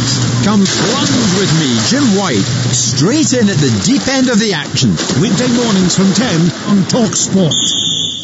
Driving home with Darren Goff and Doug, a sporting legend and an angry sports journalist who'll pick a fight with anyone. Just really winds me up. Absolutely unbelievable. To say I'm angry is an understatement. Adrian Durham, what an absolute clown.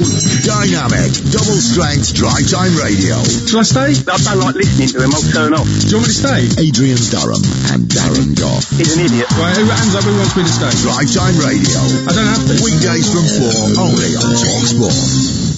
Paul Hawksbee and Andy Jacobs on Sport. TalkSport.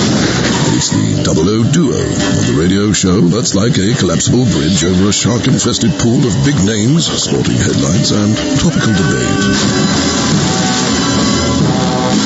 Join Paul Alligator Hopscotch Hawksbee and Andy Oddjob Jacobs, flying the plane of sporting entertainment out of the horse's bum of conventional radio. Have we got pussy galore on the show, Andy? No, Paul, but we've got Todd Macklin's American Sports Roundup. Will that do? Not really, Andy, no. Hawksbee and Jacobs, shaken but not stirred. Weekday afternoons from 1 on TalkSport. TalkSport. Confuse bookmakers, impress football agents and entertain the kids with the improved TalkSport app. Totally fun, totally free, totally football. Download it now from TalkSport.com. Hey, kids, take my mobile and go over there and play or something. Don't press the button that says Tinder. TalkSport. You're listening to TalkSport's coverage of Southampton against Everton from St Mary's Stadium. I'm your host, Alex Crook. Alongside me is the former Manchester United, Fulham and England fullback Paul Parker. This is Premier League Live, and Everton in a bit of a sticky situation. The Toffees down on the south coast, 2-0 behind at half-time. James Ward-Prowse marking his 200th Saints start with the opening goal on 27 minutes of rasping right foot finish beyond Jordan Pickford, and Che Adams doubling that lead almost from a virtually exact same situation actually. 8 minutes later, Danny Ings, the creator for both goals, as the Everton players come back out onto the pitch. Their Southampton counterparts just loitering at the mouth of the tunnel. It's going to be fascinating, Paul, isn't it, to see if Carlo Ancelotti goes to his bench at this early stage? Well, it doesn't look that way at this moment in time, but I think he won't be that long. If they carry on the way they actually finished the first half, he's going to have to make a change, because they didn't. I don't think any players showed him enough, anything at all, any heart or passion, desire, whatever word you want to use. And I've got it wrong there. Bernard's coming on. Yeah, Bernard, the Brazilian who came very close to leaving Everton, as I understand it, during the transfer window, is going to be called upon here by Carlo Ancelotti. I would imagine as a straight swap for Alex Iwobi, who didn't have the best of first halves. No, he didn't. I mean, I talked about him before. I don't know. I just think he's just maybe under pressure. He just doesn't look confident. He doesn't look like he had that flamboyancy when he started at Arsenal, when he fell away a little bit there. He's come to Everton and he hasn't delivered at all, and that kind of performance he put in that first 45 minutes, that's if he comes off. Just getting confirmation now, Bernard on, and it is Alex Iwobi who makes way. No real surprise. No, I just wonder how he comes back from that, because that puts him out the picture for a little while, in my opinion, the way he performed now. Of course, Richarlison suspended. That was the reason that Iwobi was in the team from the start. We are back off and running in the second half here under blue skies at St Mary's. Everton have never won a Premier League game when trailing by 2 goals at half-time. It's happened on 67 previous occasions. They've only managed 4 points from those 67 games. They've got a mountain to climb here against the Alpine Klopp, and here is Che Adams into the penalty area, looking for his second, gets the shot away. Tame one in the end, straight into the gloves of Pickford. But Saints, Paul, looking to start the second half where they left off at half time. Yeah, I think that says a lot, the way they've gone and started the game. Che Adams, for me, just every time I see him, impresses me. You mentioned earlier, he doesn't score a lot of goals, but you can see the reasons why he's in the team. He looks a likeable lad, and he's a grafter, he's honest, and he's getting more and more confident, because I think earlier on when he wasn't scoring in his Southampton career, he might have just passed a buck there and maybe just tried to pass to somebody, but he still wanted to take it on himself, and because he could see the goal, he wanted that second goal. A minute played in the second half. Southampton with McCarthy in goal, Walker-Peters, Vestergaard, Bednarek and Bertrand the back line. Armstrong buzzing around in midfield alongside Ward-Prowse, Romeu and Redmond. And Che Adams and Danny Ings, who combined for the second goal up front for Everton. It's now Pickford, the goalkeeper. Godfrey playing out of position at right back. Mina, Keane and Digne completing the defensive lineup. It's Doucoure, Allan and Sigurdsson in midfield, with James Rodriguez on the right. Bernard now on the left, and Dominic Calvert-Lewin, who's been starved of service through the middle. We've played just under 2 minutes. Southampton in the red shirts with a white sash, shooting from left to right. They've got a free kick to defend here. Nathan Redmond with a foul over on the far side, and James Rodriguez and Sigurdsson are the two players who stand over the ball. Of course, a 2-0 lead is always a tenuous one. If Everton get a goal back, it would change the complexion. Southampton have defended that free kick well enough, and here is Bernard, his first touch since coming on, trying to loop across into the air, and it's headed goalwards by Mina, but straight into the arms of McCarthy. I wonder if that goes down as a shot on, or something on target. I think it pretty much will be their first shot on target. It's taken 48 minutes to arrive. I think the ball took that long as well to arrive to McCarthy. It's definitely lacking. Here's Bernard, dispossessed by Walker-Peters, the right back for Southampton, almost given away by Romeu, but he's going to clear it away right-footed. Keane there ahead of Adams, and he goes out in the end for a throw-in, which is going to go Southampton's way. The referee, Kevin Friend, just stared, not completely certain which way it was going to go. Carlo Ancelotti still looking far from impressed on the touchline. Everton Less than 45 minutes away now from their first defeat this season. The first real test of the campaign in some ways. Although they did, of course, come from behind to take a point in the Merseyside derby. Perhaps a bit fortunate to do so, given the controversial Henderson goal that was chalked off for offside late on. Liverpool hot on their heels in second place in the table at the start of play. I don't know if it's me, Alex, but every time I keep hearing people strike the ball, it doesn't sound right. The ball, for me, sounds a little bit too firm. We've seen so many players who have struggled to hit areas when it should be pretty simple for them. You're suggesting it's maybe a bit too pumped up? Yeah, maybe. It just doesn't sound right. Maybe because the stadium's empty, I don't know, but it doesn't sound right to me. Here's Danny Ings, left-hand side. Redmond trying to roll it back to Bertrand. James Rodriguez there, but concedes the throw.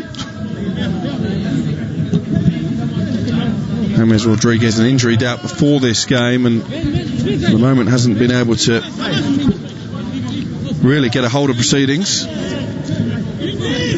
With 5 minutes now gone in the second half, Southampton leading 2-0. Both those goals coming in the first half, both in a devastating 8-minute spell. Zorio Romeu concedes the free kick for a foul on Abdoulaye Doucoure. And Everton now coming forward down their left-hand side with Luca Digne. And they've done well to stifle that threat, Southampton. In fact, they've done well all over the pitch, really. You struggle to pick out a Southampton player who's underperformed. Here is Sigurdsson, rolling it forward to Digne, having a run against Walker-Peters, who again steps across and concedes the corner. Well, that was a little bit better. Digne actually makes an overlap or makes a run, and he actually gets given the ball, which he never got with Iwobi, never got given the opportunity. He's forced a corner on Everton's part. It's not the best thing, but it's one of the better ones. They've earned the corner. Taken short. James Rodriguez gets it back. Left-footed cross from him, and it's headed a cross goal by Yerry Mina. The offside flag was up anyway. Yerry Mina will be relieved, Paul, because it was a decent opportunity and he just got the header all wrong. He did get the header all wrong. I don't know if he saw it late. Oh, that was poor from Bernard there to give him the ball back like that. He should have had a touch and then given it back to him. That's why Rodriguez gets caught offside. But the header just seems to slide off Mina's head. Rather than heading through it, he's tried the faintest of touches and the ball just didn't deviate at all. He just went flat on his head and carried on the same line. I mentioned Everton's dire record from 2-0 down at half-time. They haven't won at all when losing at the interval since way back in 2015. Ooh. That's the record that Carlo Ancelotti is going to have to put right here this afternoon if they are to maintain their good start to the season. The chance to go 3 points clear of Liverpool at the top. At the moment, a chance they're not taking. Courtesy of first half goals from James Ward-Prowse and Che Adams. And here is Armstrong for Southampton, looking for a third here.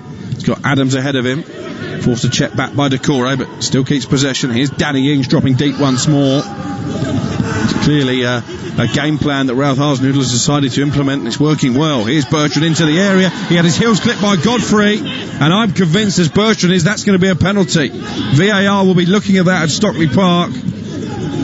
I think it was a clumsy tackle. I think he clipped the heels of Bertrand, and I'd be surprised if Southampton don't get a spot kick when the ball is dead. Meanwhile, Everton coming forward with Gylfi Sigurdsson. Here is Abdoulaye Doucoure now, 40 yards from goal. Bednarek's gone down under a heavy challenge. The referee has stopped the play. And I wonder now, Paul, will they be looking at that penalty call at the other end? I think the toe come out to try and nick it. The thing about it, though, is for me, I just think Bertrand's just one of those players. He does go down a hell of a lot. Well, watching a replay now. I think it was Bertrand's legs that connected with Godfrey as opposed to the other way around. I just wonder if there was any contact at all. No, he's thrown his foot into him, in my opinion. He's looking for it. It was a very confident shout from Ryan Bertrand. I have to say he had me fooled, but referee Kevin Friend, who has awarded penalties in each of his last 2 games in the Premier League, including one for Everton at Crystal Palace, I think he's actually got that one right. Yeah, am I right in saying that VAR haven't looked at it? Well, they would have checked it and presumably decided there was no case to answer. Yeah. So my thing now, which I always keep saying, he's tried to what's what I'm looking for? Cheat the system there. Yeah. He should be reprimanded for that. There should be a yellow card. Well, the issue with VAR is they don't adjudicate yellow cards, so they couldn't tell Kevin Friend to book Bertrand for diving. But surely he's got to do that. Well, he had a pretty good view of it. Right, Ryan Bertrand maybe is fortunate to escape that booking. Here is Ward-Prowse playing it down the line, looking for Shay Adams. Keane comes across and clears it forward to Digne, who off balance can only find touch on this near side and can see the Southampton throw. 2-0 Saints lead. Saints who've won 11 home games in the Premier League against Everton. Only picked up more victories against Newcastle since the competition began back in 1992.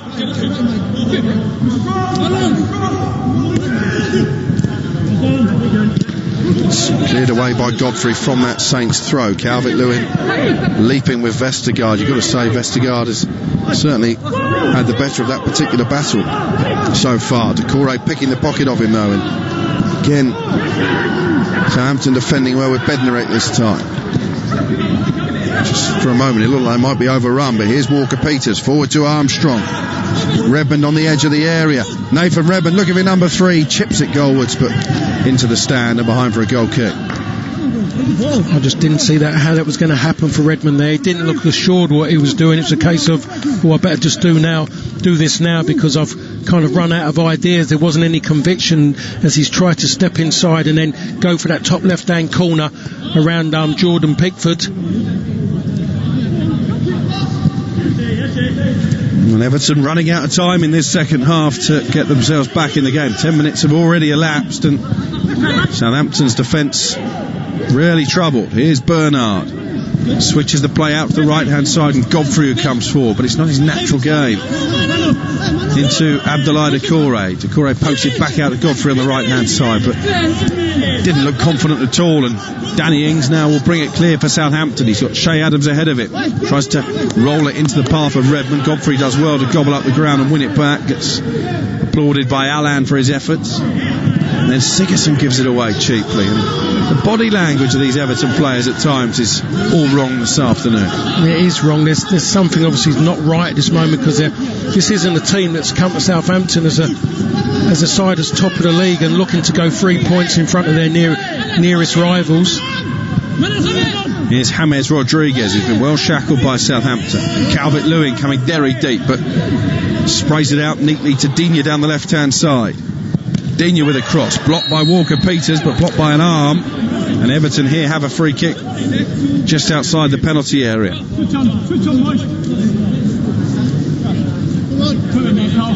Walker-Peters will claim that he was hammered at him from point-blank range, but you could clearly see there both arms above his body. And he actually pushes him out as well. He's not really contesting it. It's a yellow card as well for Carl Walker-Peters. Sometimes I think. Well, deliberate handball, I suppose. Yeah, but he didn't. That wasn't his intention. He definitely wasn't trying to handball it.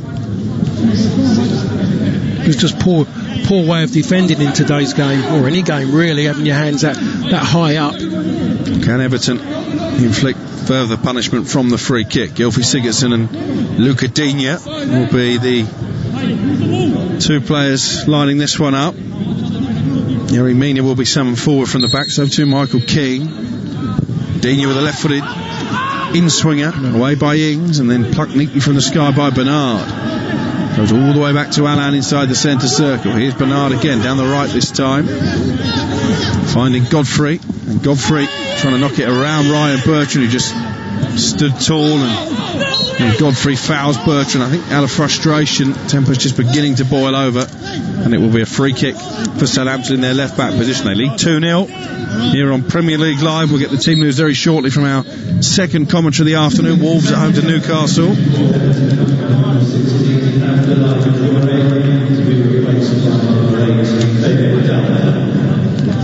Looks like Everton are going to make another change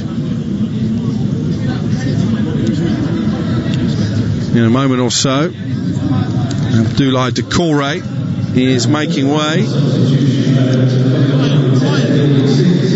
So too is Gylfi Sigurdsson, so it's a double change from Carlo Ancelotti. Anthony Gordon, the youngster, is on. And Fabian Delph as well, Paul. Yeah, I think he's just adding a little bit of energy, really, because there hasn't been much energy in that midfield. I know Delph will definitely give that. Without a doubt, it'll be more competitive than what the other two were in that midfield. So all three changes made with less than 59 minutes played. That in itself is a reflection of what Carlo Ancelotti has made of this Evertonian performance. Forward it goes, looking for Gordon on this left-hand side, and he races across to keep it in play in the blue boots, and then tees up Bernard, who's left Romeu on his backside.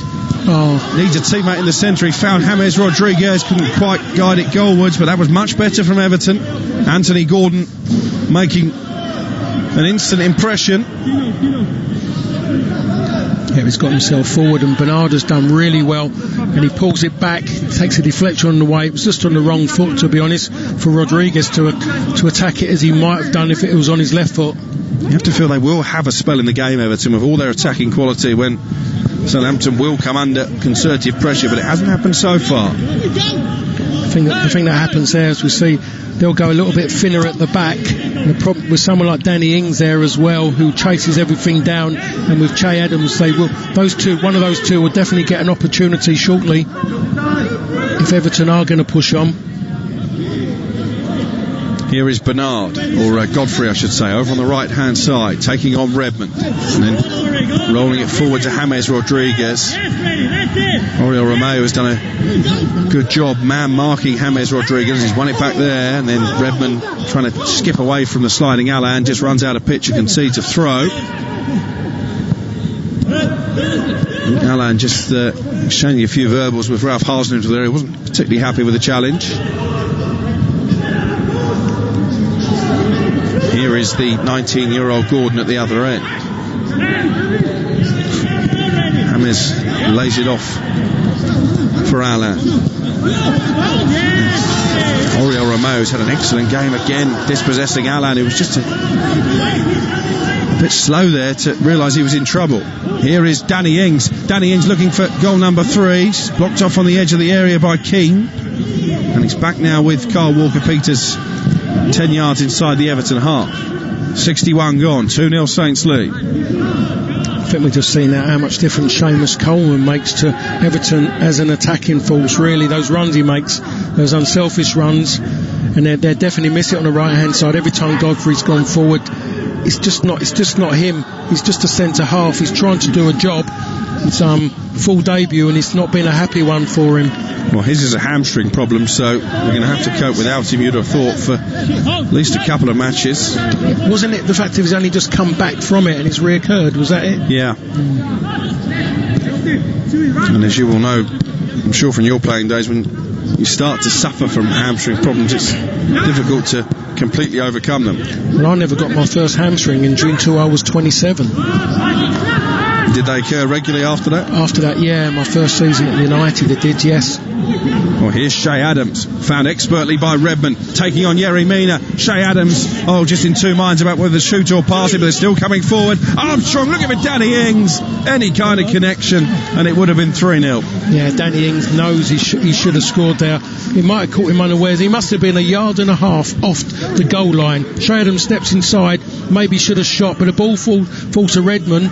Stuart Armstrong puts it across the 6-yard box, and it's actually about waist height on Danny Ings, and there's no way he could have got his foot up there, and he couldn't have pushed it across. It was difficult because it come across so quick to him, Alex. Well, a glorious chance for Southampton to wrap up the points. 63 minutes gone, 2-0 they lead. I did say they'll get an opportunity somewhere along the line because Everton having to push out.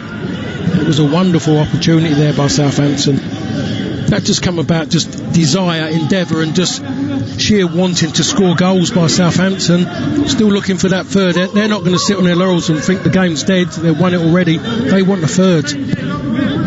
Here's Fabian Delph, the former Premier League title winner with Manchester City, finding Yerry Mina, who stretches those long legs and plays it forward to Allan. Allan away from Redmond neatly, and then taps it out to the right hand side, and Godfrey. Here is James Rodriguez forced back towards the centre circle. He's been fouled by Redmond, and he takes the free kick quickly, looking for Digne, well read by Walker Peters, who nods it away. And then Armstrong forward to Shea Adams. Adams with a little header down towards Oriol Romeu, who's been fouled by Bernard. He's off, and it's going to be a yellow card. Yellow. I thought he had one before.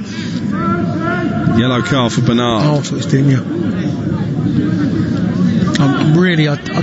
I'm just seeing some of it, and these referees sometimes are so quick just to flash yellow cards when the player 100%, as I could see there on 2 occasions on a replay, going for the ball, not looking at the man, just sees the ball, and the player's that little bit more nimble on his feet, he just gets there before him. How you can give a yellow card for that, I don't know. Yeah, it looks a genuine attempt to play the ball, doesn't it? Yes.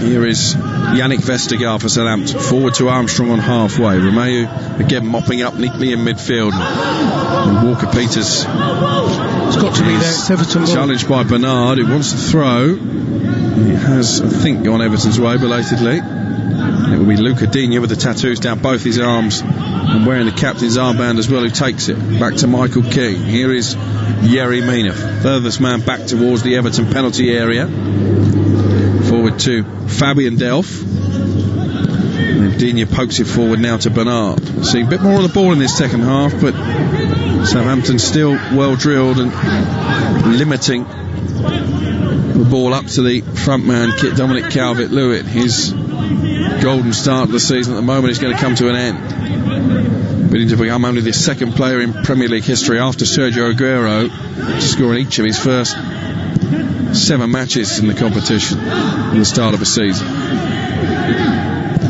Here's Fabian Delph back into Yerry Mina inside the centre circle. Again, Ralph Hasenhüttl cajoling his players on. Ryan Bertrand has conceded a free kick, clipping the heels of Anthony Gordon, who's been busy since coming off the bench a few minutes ago. Here now is Michael Keane for the Toffees. Have to be impressed with the defensive solidity, Paul, that Southampton have shown this afternoon. No, without a doubt. It's just, they get so many players around the ball, they just don't leave Everton anywhere to go. And because Everton are a team with not a lot of pacey players, it makes it very, very difficult for Everton to go in behind. When you look at the 2 centre halves they've got at Southampton, they're not the quickest, but Calvert-Lewin, he hasn't really been in a position, or there's not the creative player through the middle to put him in behind either of those two. He's not tested them at all.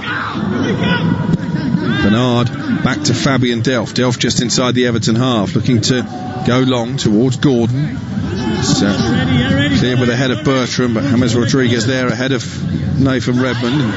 There's a good ball into Digne, just tries to nod it down for Dominic Calvert-Lewin. Romeu again defending well on the edge of the Southampton area. Here is Luca Digne once more. There are 7 or 8 red shirts between Everton and the goal. Here's Digne looking to cross, looking for Calvert-Lewin at the far post, and well headed clear by Vestergaard. And then Walker Peters finding Adams, who turns away from Keane and tries to chip it over the top for Ings. Intercepted by Godfrey, and then Yerry Mina brings it forward again. The Colombian. That moment now, just when Che Evans done what he done there, and then he looked for Danny Ings, and the ball, Danny wasn't going to, Mina was going to get there. It was easy for him to stop running, but he still put him under pressure to see if he panicked, and he could have picked up the pieces there, the 1-on-1. James Rodriguez with a cross. Calvert-Lewin the target again, nodded away by Vestergaard. Won every aerial ball that Everton have put forward. One of the tallest outfield players in the Premier League at this moment in time. In comes the cross again. Walker Peters, who isn't one of the tallest, but he nods it clear. This is Digne, left-footed cross. Calvert-Lewin jumps but couldn't make a connection, and it will be cleared away by McCarthy, the Saints goalkeeper. We're into the final quarter of the game. Southampton 2, Everton 0 the score. They are going a bit more direct, Paul, in this second half, but it's still Southampton holding firm. I have to say they're not looking to fret though, Alex. They are having a go to show more purpose. The substitutions have done that, because the 2 have come on, are all action players. They needed that from the start of the game. It's difficult when you play a lot of the game in second gear suddenly to find the extra gear or two. Southampton haven't struggled to hit top gear, that's for sure. Here's Mina though, stopping another decent looking attack led by Armstrong. Here's James Rodriguez, who's probably had one of his quietest games in an Everton shirt thus far. He's found Luca Digne down the left.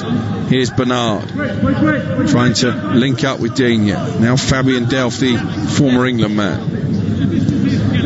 Here's Digne out to Bernard on the left hand side again. He's got Calvert-Lewin and Gordon in the centre, but he can't find Calvert-Lewin. Bednarek short of that, and it will be cleared by Armstrong, the Scotland international. Yeah, he needed there Bernard. I mean, Calvert-Lewin could see what he was doing. He needed to come towards the ball because Bernard was going to play it into him. He's gone past two players and he wants to play it into his feet in the box. Calvert-Lewin seems like I'll just stand in the middle and wait for a cross. And you can't do that. He's got to move around and move his two other big centre halves around so they don't know what he's going to do next. 21 minutes for Everton to find a route back into this match. 2-0 they trail. Southampton, who found home wins hard to come by, only 6 of their 15 victories in the Premier League last season were here at St Mary's, closing in on making it back-to-back victories on their own stomping ground. That will delight Ralph Hasenhüttl, the bearded Austrian, just taking a swig from his water bottle. Ralph who was the question when he was named as Mark Hughes' successor a couple of seasons ago, but Southampton fans and the wider Premier League public certainly know who he is now. It's a foul by Bernard on Kyle Walker-Peters. I think football's become now, it's a case of when you go shoulder to shoulder with anybody, the first one who falls over will get the foul, and then I think now the one who screams the loudest will get the foul. There's no contact there at all on Walker-Peters, to be perfectly honest. Well, there's not enough, I should say, for the big scream, because in other words, if I watch rugby players, their screams would be excruciating in the whacks that they're taking. Well, it is a free kick for Southampton. It'll be taken by Jan Bednarek, 2 yards inside the home half of the field. Bednarek sensibly going back to McCarthy. Southampton don't need to press on for more goals, but equally they won't want to sit back and invite any Everton pressure. They're just lacking any creativity through the middle of the park. There's nothing really there. They've got Delph, who's added a little bit of energy and pace and forward thinking, but he's from deep positions. He's not close up anywhere near Calvert-Lewin.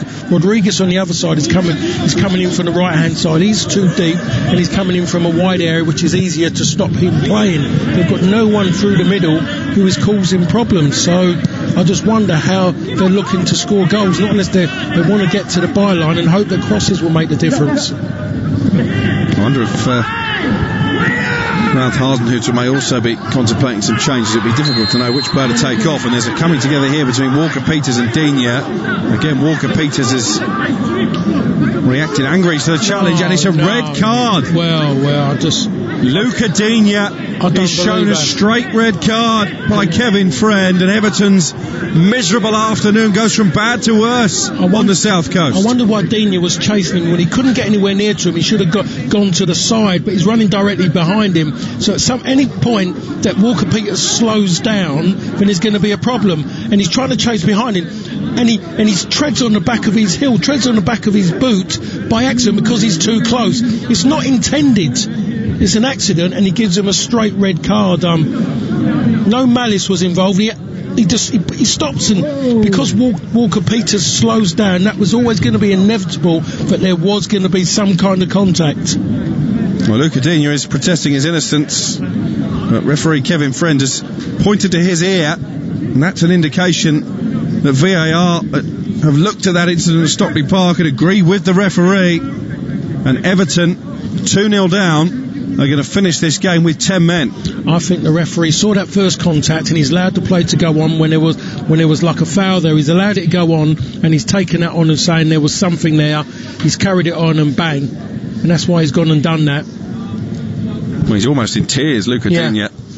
He can't believe that he's been dismissed. Carlo Ancelotti perplexed as well, having already lost one full-back, Seamus Coleman, to injury. They will now be without Luca Digne for the foreseeable future, having been shown a straight red card, presumably for violent conduct. That will be a 3-match ban. And Everton unravelling in front of our eyes here at St Mary's. Luca Digne kicks something in the tunnel in frustration, still protesting his innocence and shouting at the officials, but the decision will not be overturned. And Everton, who had their work cut out, even with the full quota of 11, surely with 10 men, are going to suffer their first defeat of this season. Carl Walker-Peters, thankfully, is back on his feet, because it, intentional or not, was a challenge that could have caused injury, and I suppose that will be what the referee will say, Paul Parker, and VAR as well, that it was a challenge that endangered an opponent. Yeah, there's endangering, but there's still, was it intentional or not? Was it an accident? So if I'm running directly behind someone, I don't know when he's going to stop. And if I put my arms up, I'm saying I'm slowing down. If that player immediately changes direction or slows down, I'm going to make contact.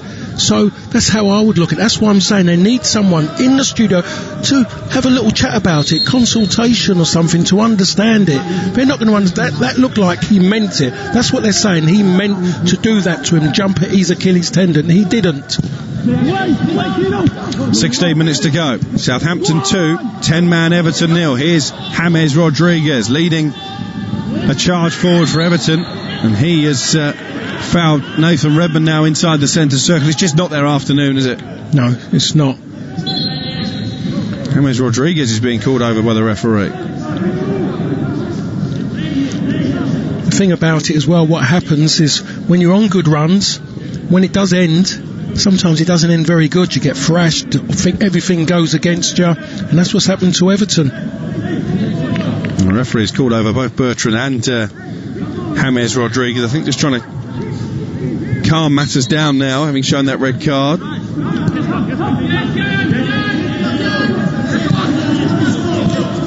You can see the frustration in the face of James Rodriguez, and probably echoes the mood amongst most Evertonians right now.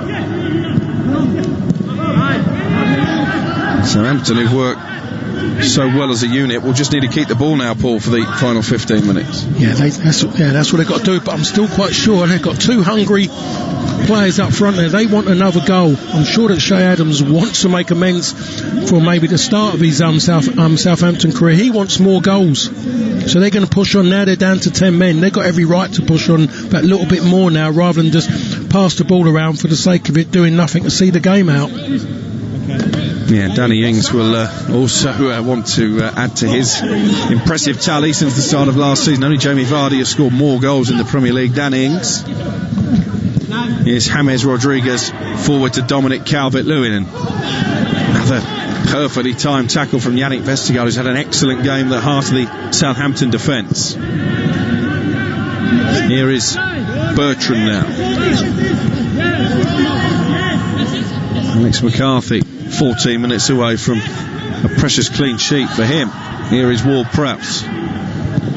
Team news should be in any time now from our second commentary match. Wolves at home to Newcastle. And we've got Arsenal against Leicester rounding off another busy Sunday afternoon. 2 games tomorrow as well here on Premier League Live. Brighton host West Bromwich Albion, that's a 5:30 kickoff, followed by Burnley against Tottenham. Here's Nathan Redmond, fed by Adams, finds Armstrong in the penalty area. Southampton queuing up here for a third goal. He tried to cut it back for Che Adams, and it was Allan who slides in and concedes the corner kick. Yeah, I mean, he's done well as it goes there, Allan, just to get in there. Otherwise it could have been 3-0. I think we have to say Redmond goes for his first touch was poor. It took him back towards where the ball has come from, killed the impetus of the play forward. But Allan's intervention stops them getting maybe the opportunity to get a third. Southampton with their second corner.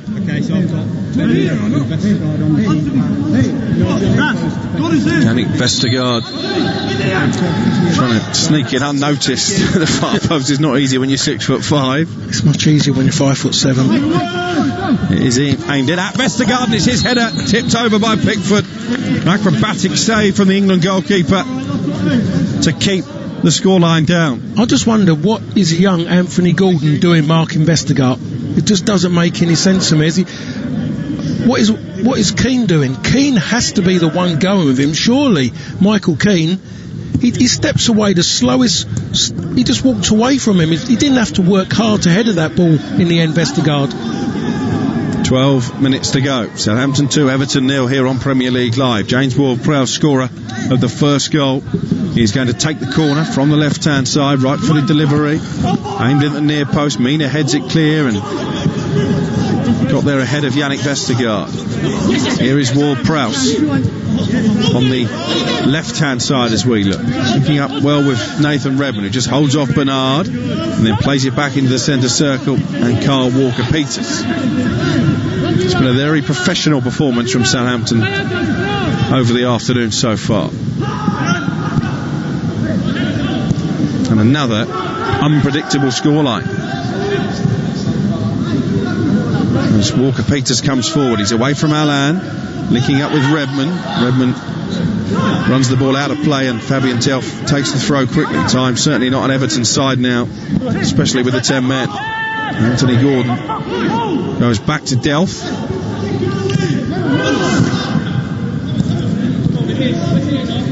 And it's Southampton who continue to impress here with their defensive shape when Everton are in possession. Gordon though away from Redmond, right? Nice little drop of the shoulder into Dominic Calvert-Lewin. Calvert-Lewin thought about shooting first time, I think, and he probably should have done.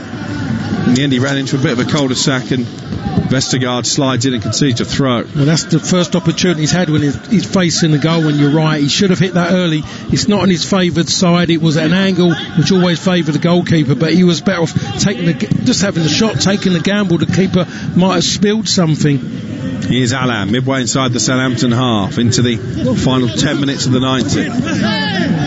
As Southampton win another throw, and again you can hear the encouraging tones of Ralph Hasenhüttl. James Rodriguez just feeling the back of his left leg there. That will be a worrying sight for Carlo Ancelotti. Here is Ryan Bertrand for the Saints. 10 yards inside his own half. Now Oriol Romeu, the former Chelsea man. James Ward-Prowse happy to slow the game down to a walking pace. Here's Vestergaard in the blue boots. Finds his fellow centre-back Bednarek, forming a decent partnership over the past 3 or 4 matches, those two, keeping Jack Stevens out of the side. Here is Armstrong, he's got plenty of room on the edge of the area, shoots, blocked by Mina, loops up kindly for Rodriguez, who backheels it into the path of Bernard. He's given it away to Ward-Prowse, that was sloppy, and this is Shay Adams now from the edge of the area into Danny Ings. Danny Ings might get a shot at goal here, but slows it down and finds Ward-Prowse instead. Now Armstrong inside that 18-yard box away to our right. This is Ward-Prowse once more. Sensible play this from Southampton, just to take the sting out of any late Everton fight back. They are 9 minutes away from arguably their best result of the season to date. Here is Ryan Bertrand in the left wing position. Looks like we've got too much in the way of support. I think he's making that point, but he's let Anthony Gordon go past him as he protests.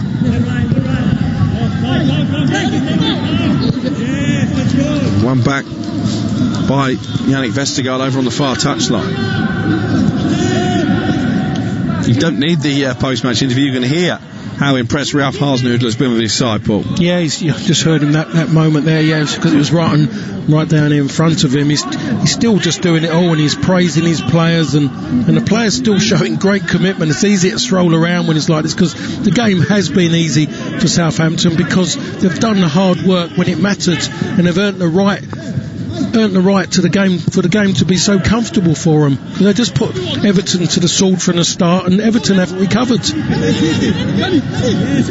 with Danny Ings, who's almost playing at left back at the moment, really summing up that work rate that Paul Parker was alluding to. Here is James Ward-Prowse on the edge of the centre circle. Really good game management from the home side at the moment. Shea Adams dropping the shoulder, trying to get away from Yerry Mina, who's come a long way out from the edge of his own penalty area. Southampton have it now with Romeu. Carlo Ancelotti, in contrast to Hasenhüttl, stands rooted to the spot, arms folded, fierce look on his face. Carries the look of a man who would rather be anywhere else but here. I'm sure a lot of those players aren't looking forward to the coach journey home. It's a long way, isn't it? Back to Merseyside as well. Yeah, with someone whose blood's going to be boiling. Here is Stuart Armstrong bringing the ball forward over halfway for Southampton. He's got 3 red shirts ahead of him. Carl Walker-Peters joining the attack. Looks for Redmond in the area. Well cleared by Delft. Walker-Peters keeps it in though. And this is Ward-Prowse now. Back to Walker-Peters, just on the right corner of the area. Finds Romeu. Now Bertrand. Everybody in red wants a touch of the ball at the moment. Here is Romeu again over the top, looking at Ward-Prowse, who's made a great run. His first touch was a poor one. Otherwise, he may well have been celebrating his second goal. And he should have been, to be perfectly honest. It was a wonderful ball. He's gone for it. The way he's gone to take it, he's gone to try and take it off the laces as well and bring it down off the front of his boot, which is a difficult skill, more so when you're running forward with a little bit of pace as well. Here is Nathan Redmond for Southampton. Plays it out to Danny Ings, still looking for his first goal of the afternoon. But Saints 2-0 in front here. They have been since the 35th minute. 2 quick-fire goals from James Ward-Prowse and Shea Adams. And Luca Digne sent off for what the referee Kevin Friend felt was a stamp on the Achilles of Carl Walker-Peters in this second half, adding to the enormity of Everton's task. Nathan Tella looks like he's ready to go. Diallo, he's going to come on for Southampton. Next time there's a stop in play. Here is Redmond. Forward he goes to Stuart Armstrong, looks to stand up the cross. Blocked behind. It will be another corner for the home team. They're 4 for the game. Stuart Armstrong still full of running, but here's the player making way. It's going to be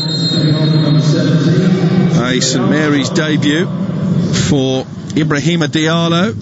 Had a little cameo in the game at Stamford Bridge last weekend. The £12 million signing from Brest over in France, the French under-21 international.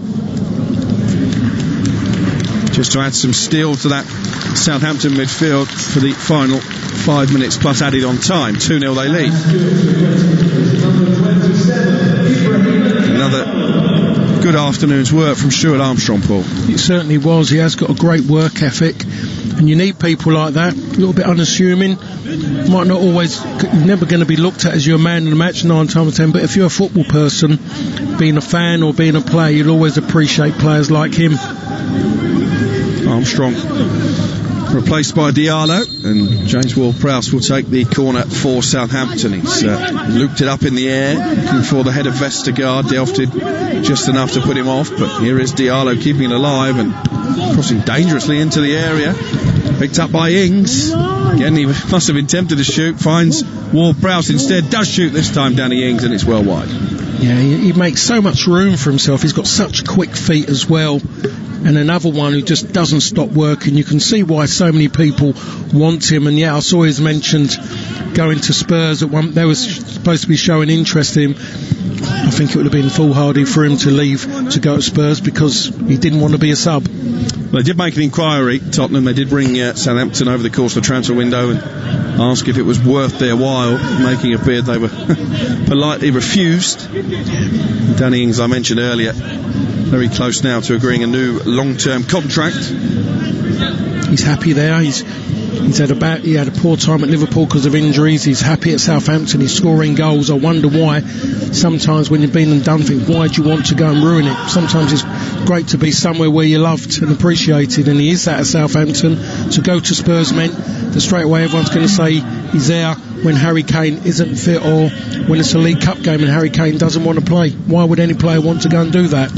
That's the problem that Tottenham have had for a number of seasons, isn't it? Here's Anthony Gordon, high up the field for Everton. Managing to find Allan inside the centre circle. Only Calvert-Lewin ahead of the ball at the moment. This is Bernard. Thought about playing it into the penalty area. Comes out to the left and Delph instead. Well, there's no point, is there? There's 6 players and only one Calvert-Lewin there. If he'd gone into there, it'd been a waste of time. Calvert-Lewin flashy across into the penalty area. It wasn't a bad ball, but Everton outnumbered. As Paul articulated, here is Yerry Mina. He forced back into his own half and all the way back to Pickford, the goalkeeper. No blame attached to Jordan Pickford for either of the goals, but he's almost giving it away to Danny Ings on the edge of the penalty area. He can't help himself, Jordan Pickford. He's a rick at every single game. He's always going to make a mistake, give someone, I should say, an opportunity. He nearly done it to Danny Ings. He could have just done it straight away out to Michael Keane to his left hand side, and he has that extra touch and he nearly caused a problem and another embarrassment. Daniel and Lundalu, an academy product, is coming on for Southampton, replacing Shay Adams. Another industrious performance from Shay Adams, crowned by the second goal for Southampton. And he gets a pat on the back from Ralph Hasenhüttl as he makes his way back into the stand behind that Southampton dugout. Here's Redmond driving towards the penalty. He's got Diallo, made a good run to his right. Diallo tries to pull it back for Danny Ings, intercepted by Bernard and then cleared away by Allan, but only as far as Romeu. Here now is Kyle Walker-Peters. Less than a minute of the 90 remain. Ward-Prowse forward to Ings. It's cleared by Godfrey, and then Gordon was fouled by Ryan Bertrand high up the field. Everton have a free kick in their right wing position. He's done well since coming on, Anthony Gordon. He's just been in the game. That's all he's done. He's put himself about, wanted the ball and showing some enthusiasm. They weren't getting that. Him and Fabian Delph have done that. They've been quite busy. Okay, it hasn't changed a fortune for Everton, but I'm sure that in the mind of the manager, he'll be looking at those two and then it'll make it worse for the other two who have come off. They'll have to look at themselves, and I'm sure the manager will be telling them what they should be looking at about themselves, because they come along and they played in a comfort zone. Team news is in from our second commentary game. It's Wolves against Newcastle. One change for Wolves to the side that beat Leeds last week. Ruben Neves replacing João Moutinho. 4 alterations for Newcastle in the wake of that 4-1 hammering at home by Manchester United. Fabian Schär, Ryan Fraser, Jacob Murphy and Miguel Almiron all come in. Emil Kraft, John Joe Shelvey, Isaac Hayden and Joe Ellington are the players who make way. 5 added minutes indicated at the end of the game here at St Mary's. Southampton leading by 2-0. James Ward-Prowse and Shay Adams on the score sheet in the first half, and it's been a well-managed performance since then. Luca Digne sent off in this second half for a stamp on Kyle Walker-Peters, adding to Everton's despondency. Southampton just almost treating this game now like a training session and knocking the ball around amongst themselves. Must be very dispiriting, Paul, for the Everton players watching this. It'll be absolutely painful for them, absolutely. As all players go through it, no one will ever go throughout their career without being in moments like this where you just want it to stop. You see that ball go up and you just want the minimum as possible. You want 1. That's what you want, and when you see 5 go up as they have done, they don't want that. Dominic Calvert-Lewin might get a yellow card here, really summing up his sense of frustration as the rain falls at St Mary's. It was a very late challenge from Dominic Calvert-Lewin on Yannick Vestergaard. Those two have enjoyed a bit of a running battle throughout, and I think he's just left one on him there, Paul. See him run, and do you know what, to be perfectly honest, he never actually touched him on his right ankle. He's gone down. I thought he trod on his left toe, but he's actually gone across towards the ball, and I don't, not unless honestly my eyes are that bad or the camera's playing tricks with me, I don't see any contact on that. He's just pulled his leg away as his legs come in. He's pulled his leg back like a reaction to his being kicked, and that's what's happened. It's caught the referee's eye, and he's seen the worst side of it. Well, he didn't really complain, did he? Nope. There might have been an intent to do something, but...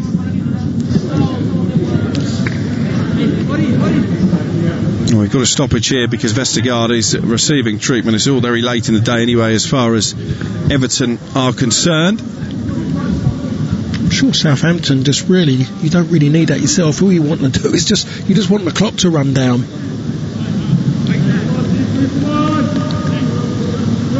Oh, surely not. Well, Shane Long is about to be introduced. Vestergaard coming back on. We've had all kinds of weather conditions now. It's been sunny for much of the afternoon with the rain absolutely teeming down. Those sodden shirts will be weighing much heavier on the Everton players than on their Southampton counterparts. It's been a chastening afternoon for Carlo Ancelotti's table toppers. Here is Redmond towards the Everton penalty area he goes and just plays it slightly behind Diallo, who's well up in support again, looking to impress on his St Mary's bow. Here is James Ward-Prowse to Oriol Romeu, who's going to shoot here from distance, and Pickford spills it and just about manages to gather under pressure from Lundalu at the second time of asking. Yeah, and he's telling everyone to calm down. I think everyone is in a panic every time anybody has a shot against him. You just want him to take it clean, because he should have taken that one clean. It was that easy. Yeah, it's been a difficult opening to the campaign for Jordan Pickford, despite the fact that Everton have done so well to this point. Lots of criticism and scrutiny aimed in his direction. 2 more goals conceded, but as I've already said, neither of them really can be attributed to the goalkeeper. Here now is Godfrey down the right hand side. It's Everton in possession, but not really in an area where they can hurt Southampton. Mina in the right back position launches it forward. Calvert-Lewin lets the ball just bounce off his chest, and it's now with Romeu. We've got 40 seconds remaining. I'm not sure Shane Long will even get on. Certainly won't get a touch of the ball. Might get his win bonus though. Here is Carl Walker-Peters for Southampton down the right hand side, back to Jan Bednarek. I think Ralph Hasenhuttl will be as delighted with the clean sheet as the 2 goals they've scored at the other end. It's been a really solid defensive display from his team. A year to the day, remember, since they were hit for 9 by Leicester, and I know Southampton fans hate being reminded of that, but it's an illustration of exactly how far they've come in those 12 months. So they've welcomed a team flying high at the top of the table, full of confidence, and really taught them a bit of a lesson. Here is Carl Walker-Peters. Everton can't get a touch of the ball at the moment, and the 5 added minutes are up. I think Shane Long has been told to sit back down again. He might have made his own mind up, and he didn't want to get wet, and then to end up not going on. Here is Ward-Prowse down the right. Back in Phil for Diallo. Referee Kevin Friend has had one look at the watch already. There was a slight injury delay in added on time for the challenge on Vestergaard, but another look at the watch, and there goes the full-time whistle. Everton's impressive start to the season is halted at St Mary's. A tactical masterclass from Ralph Hasenhuttl to get the better of Carlo Ancelotti. The points were sealed by 2 goals in 8 first half minutes. James Ward-Prowse breaking the deadlock on 27, and then Shay Adams, after good work from his strike partner Danny Ings, the sending off of Luca Digne for a reckless challenge on Carl Walker-Peters in the referee's eyes, only added to Everton's despair. They missed the chance to go 3 points clear of Liverpool. It's back-to-back home wins for the first time in virtually a year for Southampton. It finishes here, Southampton 2, Everton 0. Here's Ward-Prowse into the area, and Southampton do take the lead. James Ward-Prowse, on his 200th start for the club, has rifled right-footed beyond his England teammate Jordan Pickford. It was awful defending really by Everton. They've allowed Ward-Prowse to actually wander up and collect the throw-in. He plays it over an Everton player's head, and then he just makes ball goes into Ings, who plays a 1-2 with him, and then he just shoots across the front of Jordan Pickford. It was far too easy really the way he broke through that back four. Pickford gets a slight touch, but that only helps it to go hit the side netting. Here's Danny Ings, who continues to be a menace for the Everton defence. That's a lovely ball in. Shea Adams with a chance to double the lead here, and he does so. And that front two that Paul Parker was praising combine to double Southampton's advantage. Shea Adams, with his second goal of the season, makes it Southampton 2, Everton 0. There's two of them up against one. Ben Godfrey has made a recovery one, but he hasn't gone to actually towards the ball, and that allows Danny Ings to get to the byline and put a lovely ball in. He just stood the ball up from the byline, and I'm looking there and I'm trying to see who it was, number 10, Sigurdsson, who's jumped, but he doesn't get anywhere near it. It goes over the top of his head, it falls to Che Evans, controls it well and just strikes across it, and the crossing, it just bobbles just underneath Jordan Pickford. So Southampton 2, Everton 0 was how it finished. Southampton beating the team starting today top of the Premier League table for the first time in only 12 matches actually, since a 1-0 victory at Anfield. 12 matches since 2013 when they beat Liverpool at Anfield. So an impressive feather in the cap of Ralph Hasenhüttl. We'll get Paul Parker's final assessment in just a moment, but first of all let's get the confirmed team news from our second commentary. It comes from Molineux, where Wolves are taking on Newcastle. Tim Long will be your commentator. No European distractions for Wolves, so they make just one change from their 1-0 win at Leeds last week. Ruben Neves replaces João Moutinho in midfield. Newcastle, poor in defeat to Manchester United, make 4 changes from that 4-1 home defeat. Shelvey and Hayden both injured. Kraft and Joey Linton dropped to the bench.